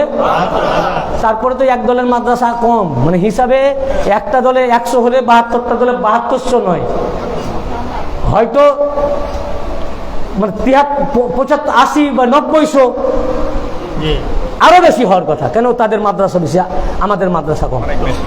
বুঝতে পেরেছেন না? তো 72,000 আলেমের কাছে 1000কে খুঁজে পাওয়া যাবে? এই জন্য আসল ইসলাম পাওয়া, এই জন্য আপনাদের ভালাইয়ের জন্যই আমি আমার পীর মুর্শিদ পাকের কাছ থেকে যে শিক্ষা পেয়েছি, উনার সোহবত থেকে যেটা পেয়েছি, উনারা আলে মুহাম্মদ, আহলে বাইত পাক, উনাদের থেকে এই গোলাম যে শিক্ষা পেয়েছে উনার সোহবত থেকে, এটাই আপনাদের কাছে ছড়িয়ে দেওয়ার জন্য, যাতে এতদিন আপনারা যেটা ভুল পথে ছিলেন, যাতে সঠিক পথটা চিনতে পারেন, সিধা রাস্তায় আসেন। কেননা আহলে বাইত পাকরা এসেছেন আপনাদের ভালাইয়ের জন্য। তাই উনাদের কাছ থেকে প্রাপ্ত শিক্ষা নিয়ে এই সঠিক শিক্ষাটা যেন দিতে পারি, যাতে আপনারা যে ভুল পথে চলছিলেন, ভুল পথ থেকে যেন সিধা রাস্তায় আসেন।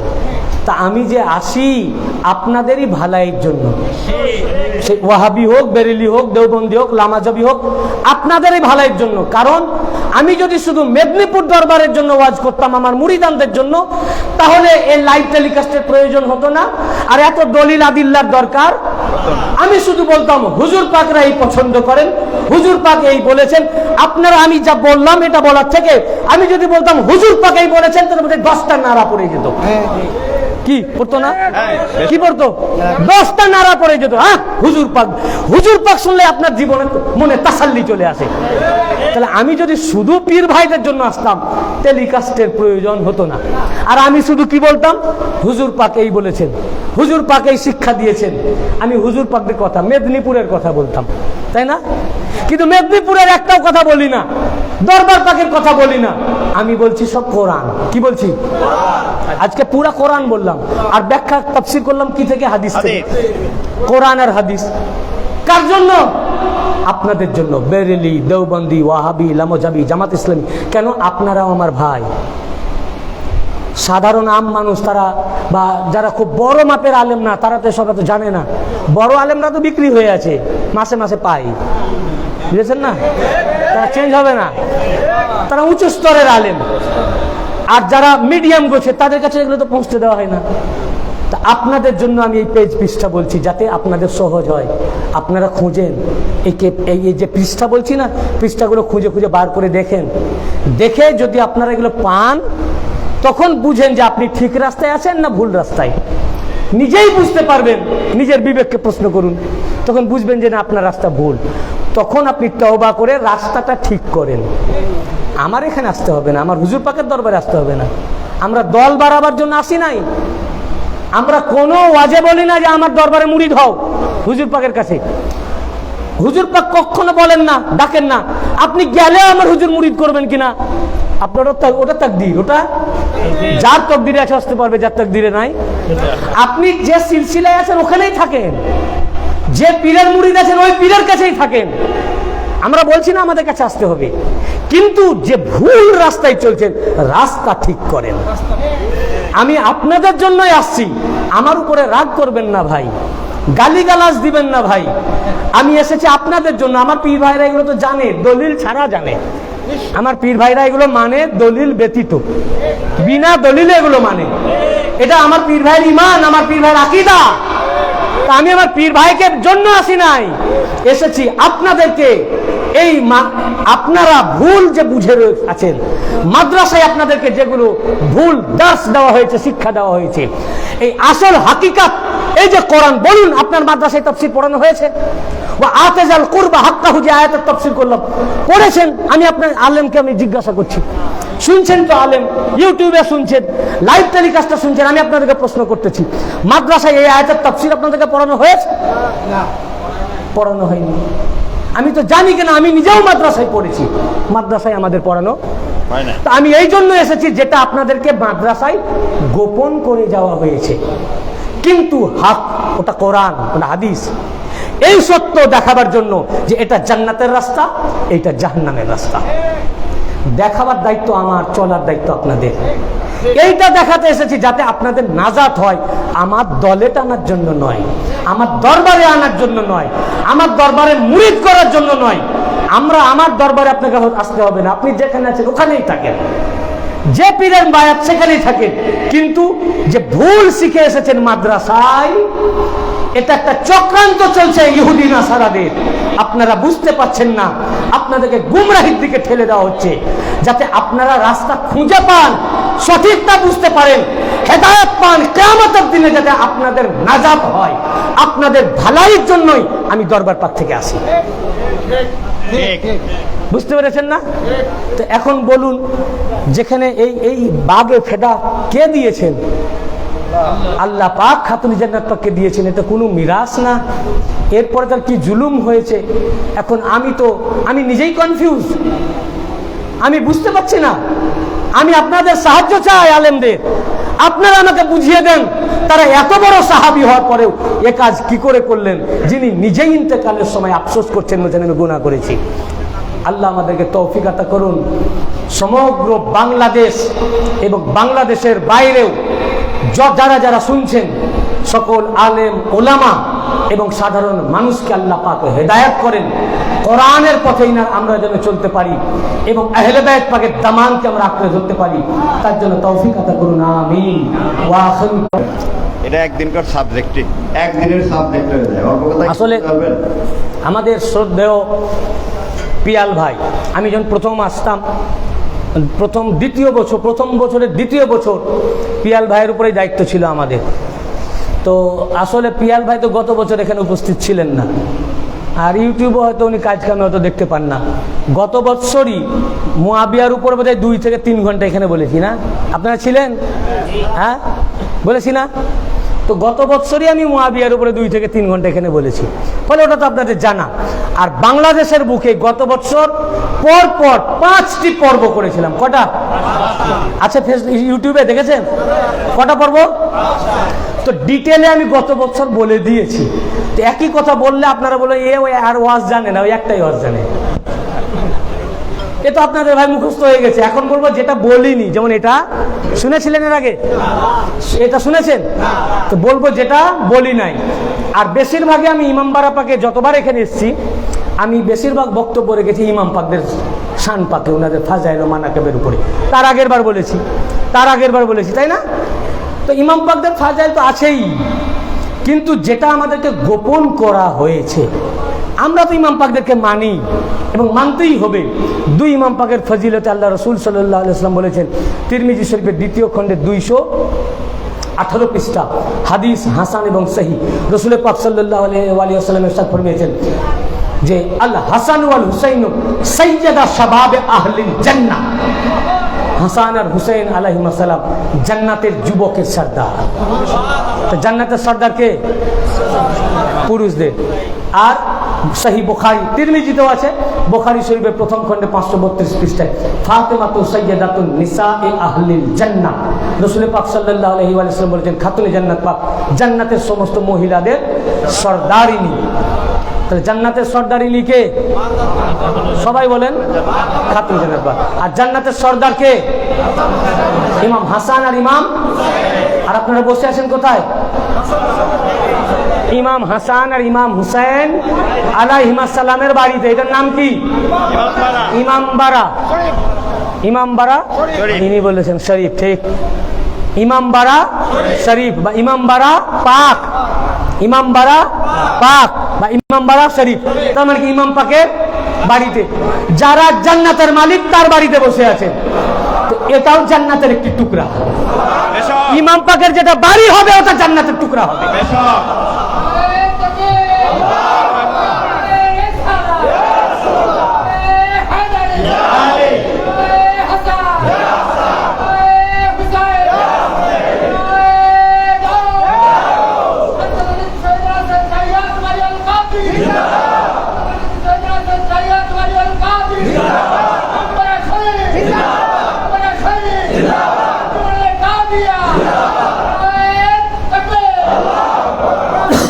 বুঝতে পেরেছেন না?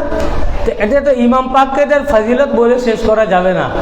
আমরা সর্বশ্রেষ্ঠ জান্নাতের নেতা নেত্রী তাদেরই মজলিসে, তাদের মাহফিলে আমরা রয়েছি, তাই না? এর চেয়ে সৌভাগ্যের কিছু আছে? তো জান্নাতি যারা, তারাই জান্নাতীদের মজলিসে মুহাব্বতের সাথে আসবে। আর যারা জান্নাতি নয়, তারা যদিও আসে তাহলে বিরক্তির সাথে আসবে, যে দেখি ওরা কি বলে, ভুলটা ধরতে হবে। বুঝতে পেরেছেন না? তো যাক, আজ দীর্ঘ হয়ে গেছে, 9:30 থেকে অনেক দেরি হয়েছে। প্রশ্ন তো অনেক থাকবে, বলেন। এগুলো আমাদের প্রশ্ন না বাইরের লোকে? বাইরের লোকের হলে দেন, আমাদের হলে দেওয়ার দরকার নাই। আমরা জানি শরিয়ত মতে রাসূল সাল্লাল্লাহু আলাইহি ওয়াসাল্লামের স্ত্রী ছিলেন 12 জন, এর মধ্যে তার শাহজাদি আছেন 4 জন। আসলে ওনার ওরসজাত শাহজাদা ও শাহজাদি কয়জন? এই বক্তব্য 12 জন যে স্ত্রী বা 11 জন স্ত্রী, ওনার অন্য কোনো স্ত্রীর শাহজাদি বা শাহজাদা হায়াতে ছিলেন না, শুধু একজনই শাহজাদা হয়েছেন।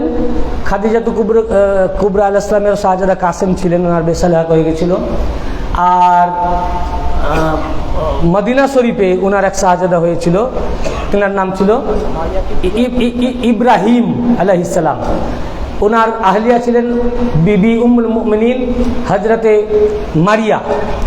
ওনার গর্ভে ইব্রাহিম আলাইহিস সালাম জন্মগ্রহণ করেছিলেন। ওই ইব্রাহিম আলাইহিস সালামকে গতকালকে বললাম, ইমাম হুসাইন আলাইহিস সালামের নাম পাকে উনি কুরবান করে দিলেন, রাসূল পাক মাওয়াদ্দা করলেন, বুঝছেন না? আর ওনার কোনো সন্তান ছিলেন না। এখন খাদিজাতুল কুবরা আলাইহিস সালামের 4 শাহজাদির ব্যাপারে এটা নিয়ে মতভেদ রয়েছে। কি রয়েছে? মতভেদ। আমার শিয়া ভাইয়েরা বলেন যে খাদিজাতুল কুবরা আলাইহিস সালামের আর কোনো সন্তান ছিল না।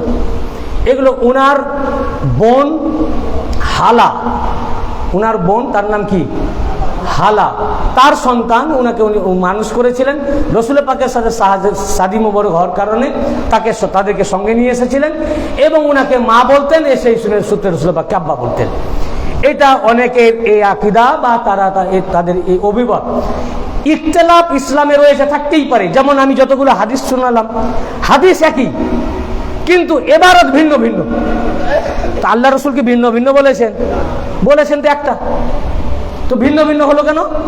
এটা নিয়ে মতবিরোধ হয়ে গেছে।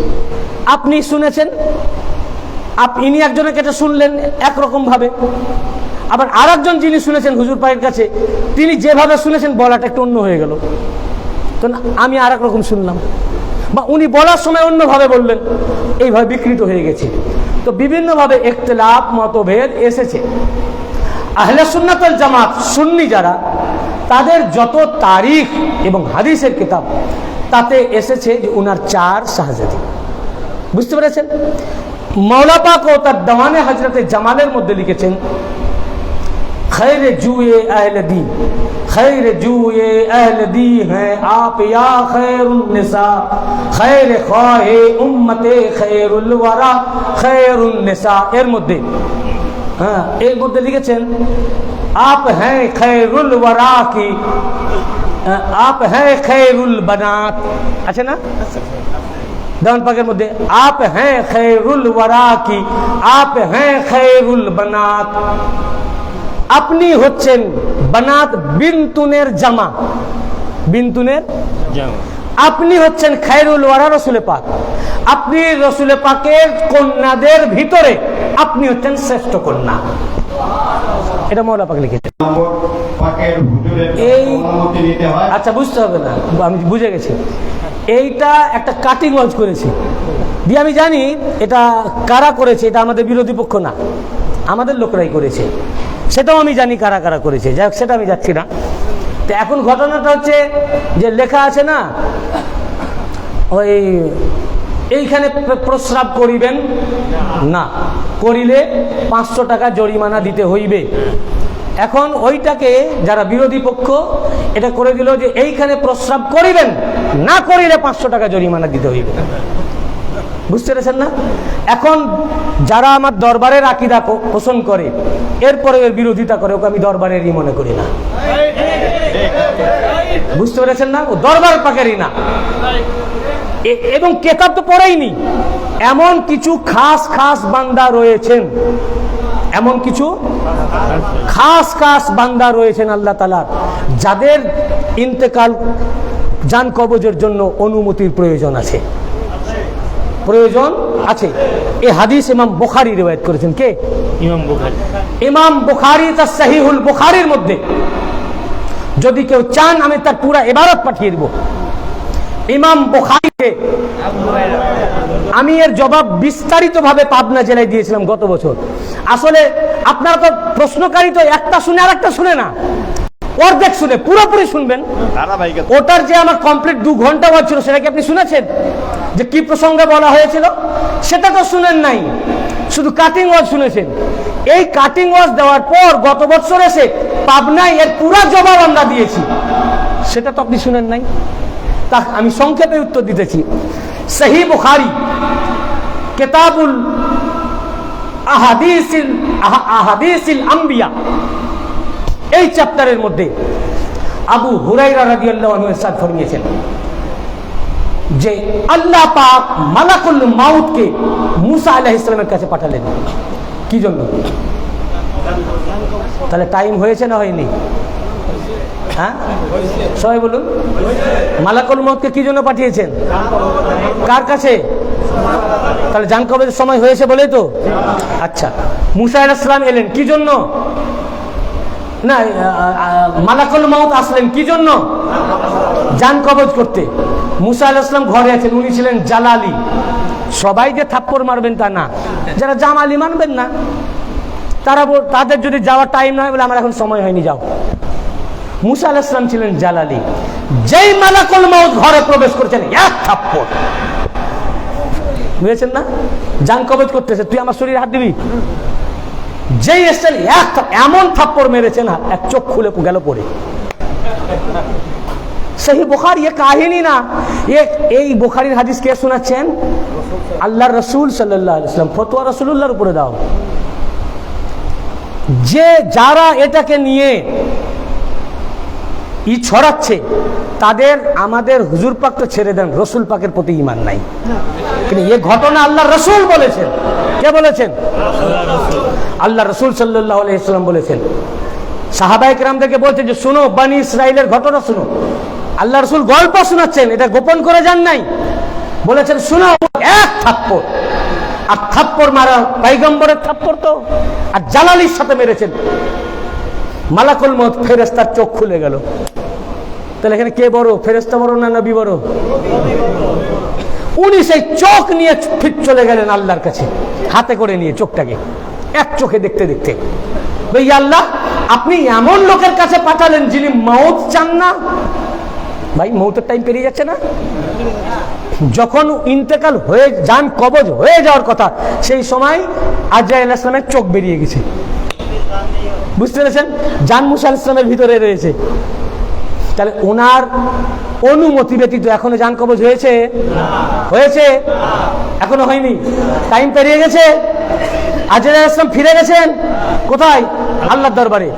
কি বলছেন? আল্লাহ করেছো না, আল্লাহ মঞ্জুর করে নিয়েছেন যে আমার নবী মুসা কালিমুল্লাহ, উনার মর্জি, পয়গম্বরের মর্জি আমার মর্জি। হ্যাঁ, উনার ভুল উনার হয়নি, উনি ঠিকই করেছেন। উনি যা করছে খাস খাস এমন বান্দা রয়েছে, হে আজরাইল, তাদের কাছে যেতে গেলে তোমার অনুমতির দরকার। আমি হুকুম করেছি জান কবজ করো, নিয়ে যাও। দিয়ে বলবেন তার উপরে হাত রাখেন, দিয়ে বলবে আপনার হাতের তলায় যত লোম রয়েছে এক একটা লোমের জন্য 1000 বছর হায়াত বাড়িয়ে দিবেন আল্লাহ। মরতে যখন আপনি চান না, তাহলে এখন বেড়ে গেছে কিনা? 1000 বারুক আর না বারুক, ইন্তেকালের টাইম তো পেরিয়ে গেল, জান কবজের টাইম, হায়াত এক্সটেনশন হয়েছে। তো যত লোম আছে এক একটা লোমের পরিবর্তে 1000 বছর হায়াত আল্লাহ আপনাকে দিয়ে দিবেন। মুসা আলাইহিস সালাম জিজ্ঞাসা করলেন তারপর কি হবে? তারপর মাউত। তারপর মাউত? তো মাউত আসতেই হবে? হ্যাঁ, মাউত আসতেই হবে। তখন বললেন তাহলে মাউত যদি আসতেই হবে, তাহলে আর অতদিন থেকে লাগবে, তাহলে ঠিক আছে আমার জান কবজ করো। অনুমতি দিলেন। কি দিলেন? তখন আজরাইল আলাইহিস সালাম জান কবজ করে নিয়ে গেলেন।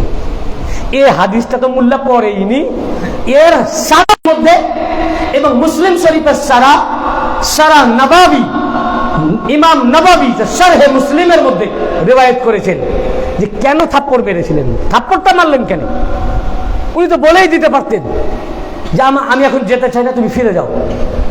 এই ব্যাখ্যা গ্রন্থে ইবনে হাজার আসকালানী ফাতহুল বারীতে ইমাম নবাবী শারহে মুসলিমে উল্লেখ করেছেন আজরাইল আলাইহিস সালাম মালাকুল মাউত, তিনি মুসা আলাইহিস সালামের ঘরে বিনা, ইবনে হাজার আসকালানী এবং ইমাম নববী, যে মালাকুল মাউত বিনা ইজাজত, ওনাকে ইজাজত নাইনি, এই জন্য রেগে এক থাপ্পড়।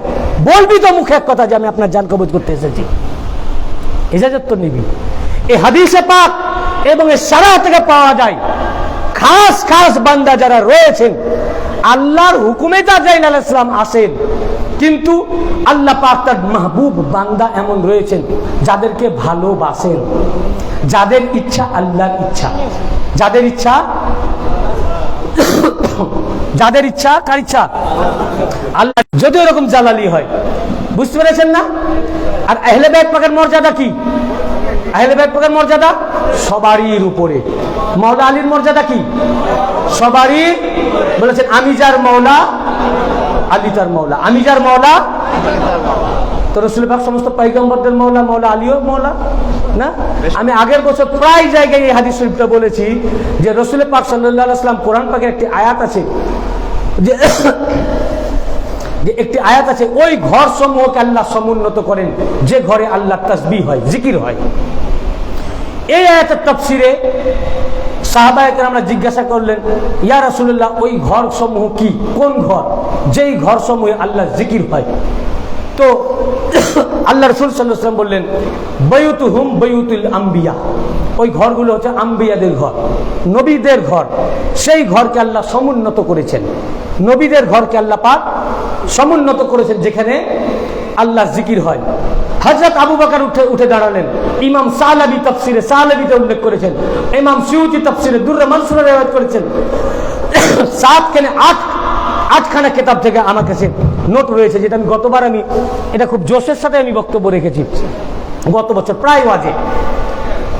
তখন হযরত আবু বকর উঠে দাঁড়ালেন, দাঁড়িয়ে মাওলা আলী ও ফাতেমার ঘরের দিকে আঙুল দেখিয়ে বললেন যে এই ঘরও কি পয়গম্বরদের ঘরের মধ্যে শামিল? এই ঘরও কি নবীদের ঘরের মধ্যে শামিল? আল্লাহ রাসূল বলেন নাম। বলে হ্যাঁ, পয়গম্বরদের ঘরের মতো তুমি কি বলছো? মিন আফাদিলিহা, ये जमा इसमें तफजील, इसमें सुपरलेटिव डिग्री হচ্ছে আফজল। ফজিলত থেকে সে ফজলের সুপারলেটিভ ডিগ্রি আফজল, সর্বশ্রেষ্ঠ। তার বহু বচন আফাজিল, বললেন আলী ও ফাতেমার ঘর পয়গম্বরদের ঘরের সমতুল কি বলছো? বরং আলী ও ফাতেমার ঘর পয়গম্বরদের ঘরের চেয়েও বহু গুণে শ্রেষ্ঠ। হ্যাঁ, তাহলে যদি পয়গম্বরদের ঘরের চেয়ে আলী ও ফাতেমার ঘর বহু গুণে শ্রেষ্ঠ হয়, কিসের কারণে? ওই ঘরে পয়গম্বর বাস করেন, এই ঘরে আলী ও ফাতেমা বাস করেন। তাহলে মৌলা আলী ফাতেমার মর্যাদা কোন জায়গায়? তাহলে মুসা আলাইহিস সালামের যদি এই মর্যাদা হয় মালাকুল মউতের মোকাবেলায়, তাহলে মৌলা আলী ও ফাতেমার মর্যাদা কোন জায়গায়? ইনাদের কাছে তাহলে কিরকম ইজাজত দরকার? বুঝতে পেরেছেন না? ইনারি আওলাদ পাক হুজুর গাউসে পাকের কাছে কিরকম ইজাজত দরকার? এই জন্যই তো গাউস পাক বলেছেন তার কাসিদায়ে গাউসিয়ার মধ্যে, এবং আমাদের ওই সাজরা পাকের প্রথমে এই লাইনটি লেখা আছে যে আমার যত মুরিদ ততক্ষণ পর্যন্ত মৃত্যুই হবে না যতক্ষণ পর্যন্ত তাওবা না করবে এবং ঈমানে মুকাম্মাল না হবে। তাহলে মৃত্যুর সময় এসে গেছে, জাকানদানি হচ্ছে, জান কবজ হবে, তাওবা এখনো হয়নি। জান কবজ হবে? তার মানে কি? হুজুর গাউস পাক দাঁড় করিয়ে রেখেছেন মালাকুল মউতকে যে আমার এই মুরিদ এখনো তাওবা নসিব হয় নাই। যতক্ষণ তাওবা না করবে মউত ততক্ষণ ওয়েট করবে। কে বলেছেন? এবং যতক্ষণ ঈমান মুকাম্মাল না হবে। হাদিসে পাক, এবার হাদিসে পাক দেখুন, রাসূল পাক সাল্লাল্লাহু আলাইহি ওয়া সাল্লামের সাথে ফরমিয়েছেন তাফসীর আল কবির 27তম খণ্ড, কততম খণ্ড? 167 পৃষ্ঠা। কত পৃষ্ঠা? আমার কাছে রয়েছে 32 ভলিউমে। ইমাম জামাখশরী তাফসীর আল কাশাফের মধ্যে উল্লেখ করেছেন রাসূল পাক সাল্লাল্লাহু আলাইহি ওয়া সাল্লামের সাথে ফরমিয়েছেন মান মাতা আলা হুব্বে আলে মুহাম্মাদিন মাতা তাইবান। আমার আহলে বাইতের মুহাব্বতকারী মৃত্যুবরণ করবে ওই হালে যতক্ষণ তাওবা না করবে। মাতা আলা হুব্বে আলে মুহাম্মাদিন, আমার আহলে বাইতের মুহাব্বত, উনাদের মুহাব্বতে যারা মারা যাবে তাদের ততক্ষণ অবধি মৃত্যু হবে না যতক্ষণ তাওবা। তারা যারা মুহিব্বিন আহলে বাইত তার মৃত্যু হবে না যতক্ষণ তাওবা, তার মওত দাঁড়িয়ে থাকবে তওবা যতক্ষণ। এবার তওবা করলো, মৃত্যু হবে না, তখনও হবে না। তারপরে বলেছেন আলা, খবরদার, মাতা আলা হুব্বে আলে মুহাম্মাদিন মাতা মুমিনা মুস্তাকমিলাল ঈমান। অতঃপর যারা আমার আহলে বাইত পাকের মুহাব্বত রাখে আর মুহাব্বত রাখা অবস্থায় মৃত্যুবরণ করে, এই ব্যক্তির ততক্ষণ অবধি মওতই হবে না যতক্ষণ ঈমানে মুকাম্মাল না হবে। তাহলে যতক্ষণ তওবা না করছে মওত দাঁড়িয়ে আছে না? তো মওত ওয়েট করছে কার জন্য? মুহিব্বানে আহলে বাইতের জন্য, যে তওবার জন্য ওয়েট করছে। তওবা হলো, এবার ঈমান মুকাম্মাল হবে। ঈমান মুকাম্মাল হলো, মওত ওয়েট করছে, টাইম পেরিয়ে যাচ্ছে। যতক্ষণ পর্যন্ত ঈমান কালবে মুকাম্মাল দাখিল না হবে আহলে বাইত পাকের মুহিব্বিনদের, উনারা তো দূরের কথা, গাউস পাক তো দূরের কথা, আহলে বাইত পাক তো দূরের কথা, পয়গম্বর তো দূরের কথা, মুহিব্বানে আহলে বাইত যতক্ষণ পর্যন্ত তাওবা না করবে, মুকাম্মাল ঈমান না কলবে প্রবেশ না করবে, মওত ওয়েট করবে, তার পাশে দাঁড়িয়েই থাকবে।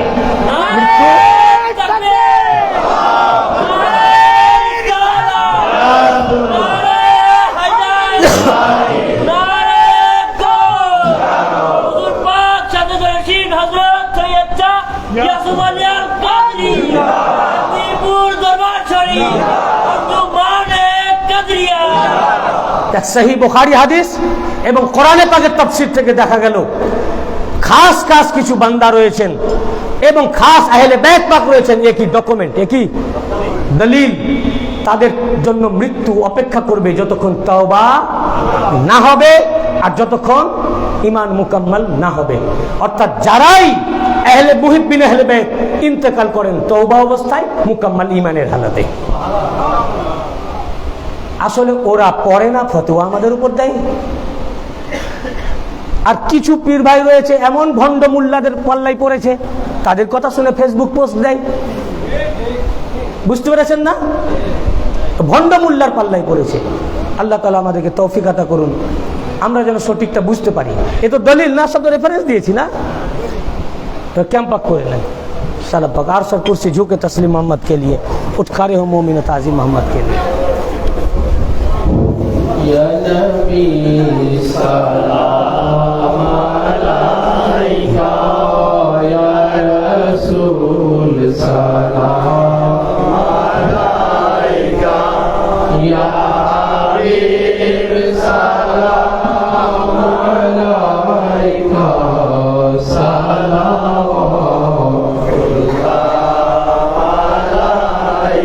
रहमतों के कांच वाले, दो जहां के राज वाले, अर्श की मेराज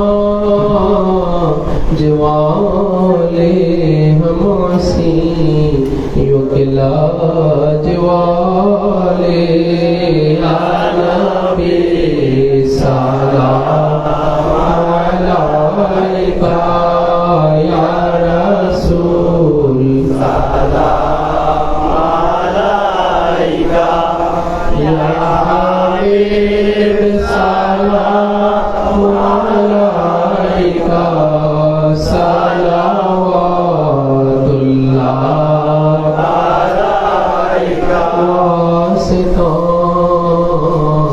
मौला अली का